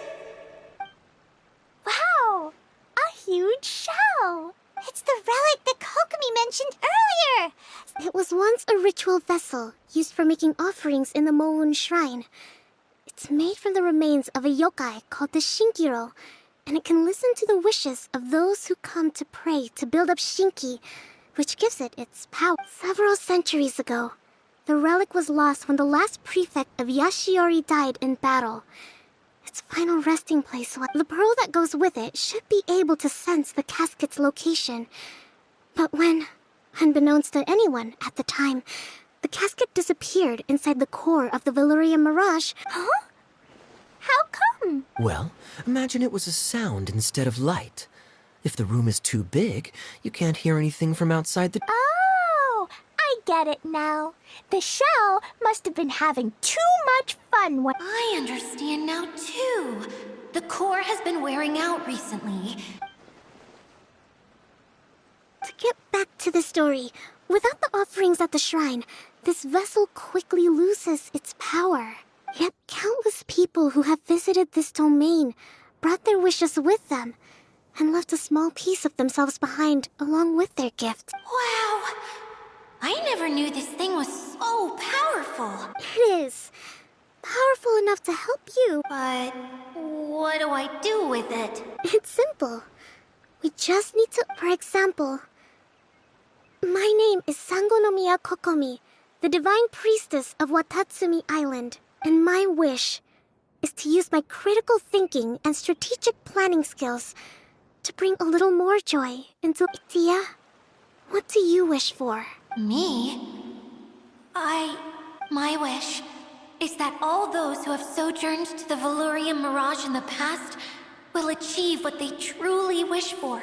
Even though I know full well that trying to build a railway in the outside world is just a pipe dream, and that Maimuna will probably just go back to... And I know that Zosimos has a lot of improving to do as a playwright. It's going to be tough for him back in Fontaine. Chasing your dreams is hard work. Despite all of that, I still hope that somehow, someday...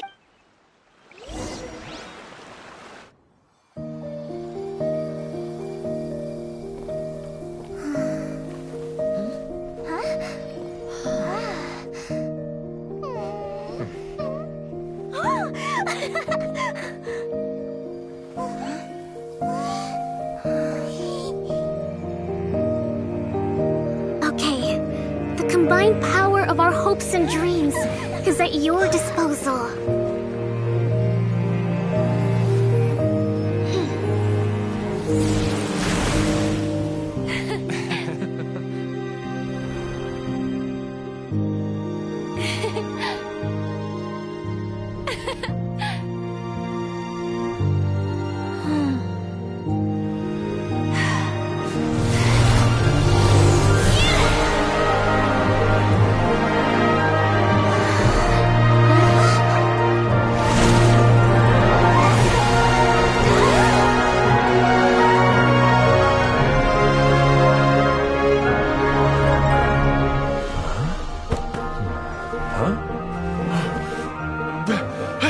Look! The wheel's been fixed!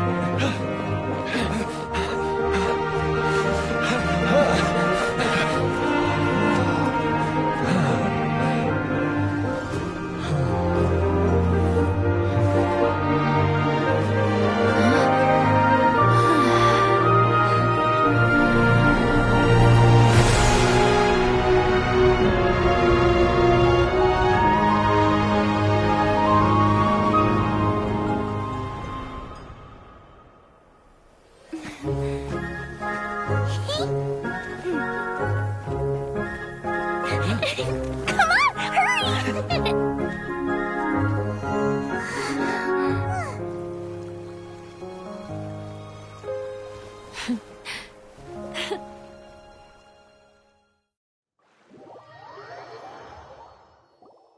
Yay! Dia, you're back to normal!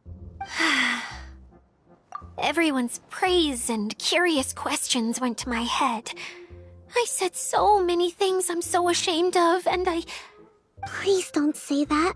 Yeah, and you weren't granting wishes for yourself. I have friends like that too. Other people's hopes and dreams are what motivate them. If you ask me, that's one of the most noble things a person can aspire to. Please, no more praise. I'm really not comfortable with it. Someone like me doesn't deserve so many people's praise. Well, at least the domain is fixed now, and all the components are back in place. What's the matter, Klee? I suddenly have loads and loads of more wishes. I want to ride the choo-choo cart again and look down from up on top of the big wheel. Is there a way to get up on top of the wheel, Idia? There is a way, but there's only space for a very few people. That's okay. I can go up by myself. But it'd be more fun with Miss Honorary Knight. Are we sure about this? What happens if we fall off? Well, yeah, but...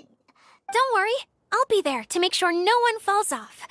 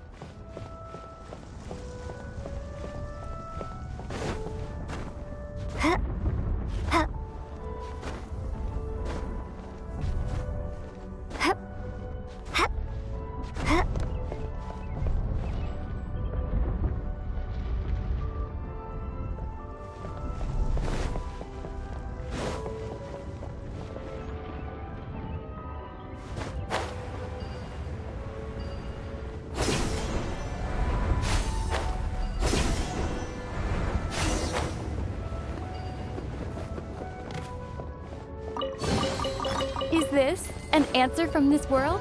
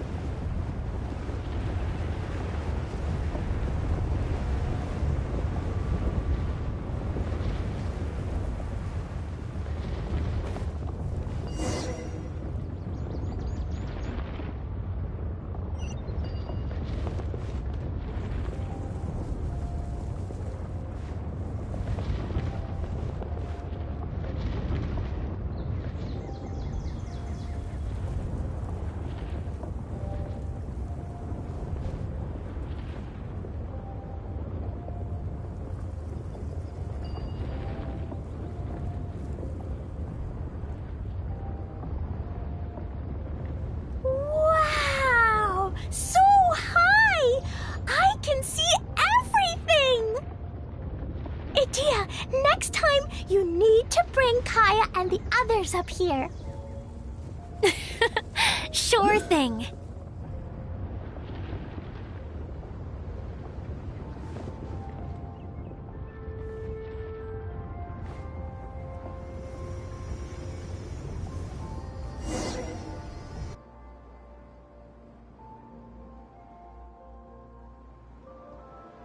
Whenever people have to leave this domain, I like to come up here and spend some time alone after I've seen them out. They're always overjoyed when they first arrive, but once they realize that they can't take anything home with them, they get upset. Do you ever get sad, Idia? I feel lonely at times. A lot of people destroy everything they created before leaving. But before they left, they asked me to make replicas of themselves using hydro-eidolons. Then they tasked these replicas. That's beautiful. Yeah, I don't know how they're faring in the outside world, but just the thought that one day it feels like I'm here waiting for them in the future.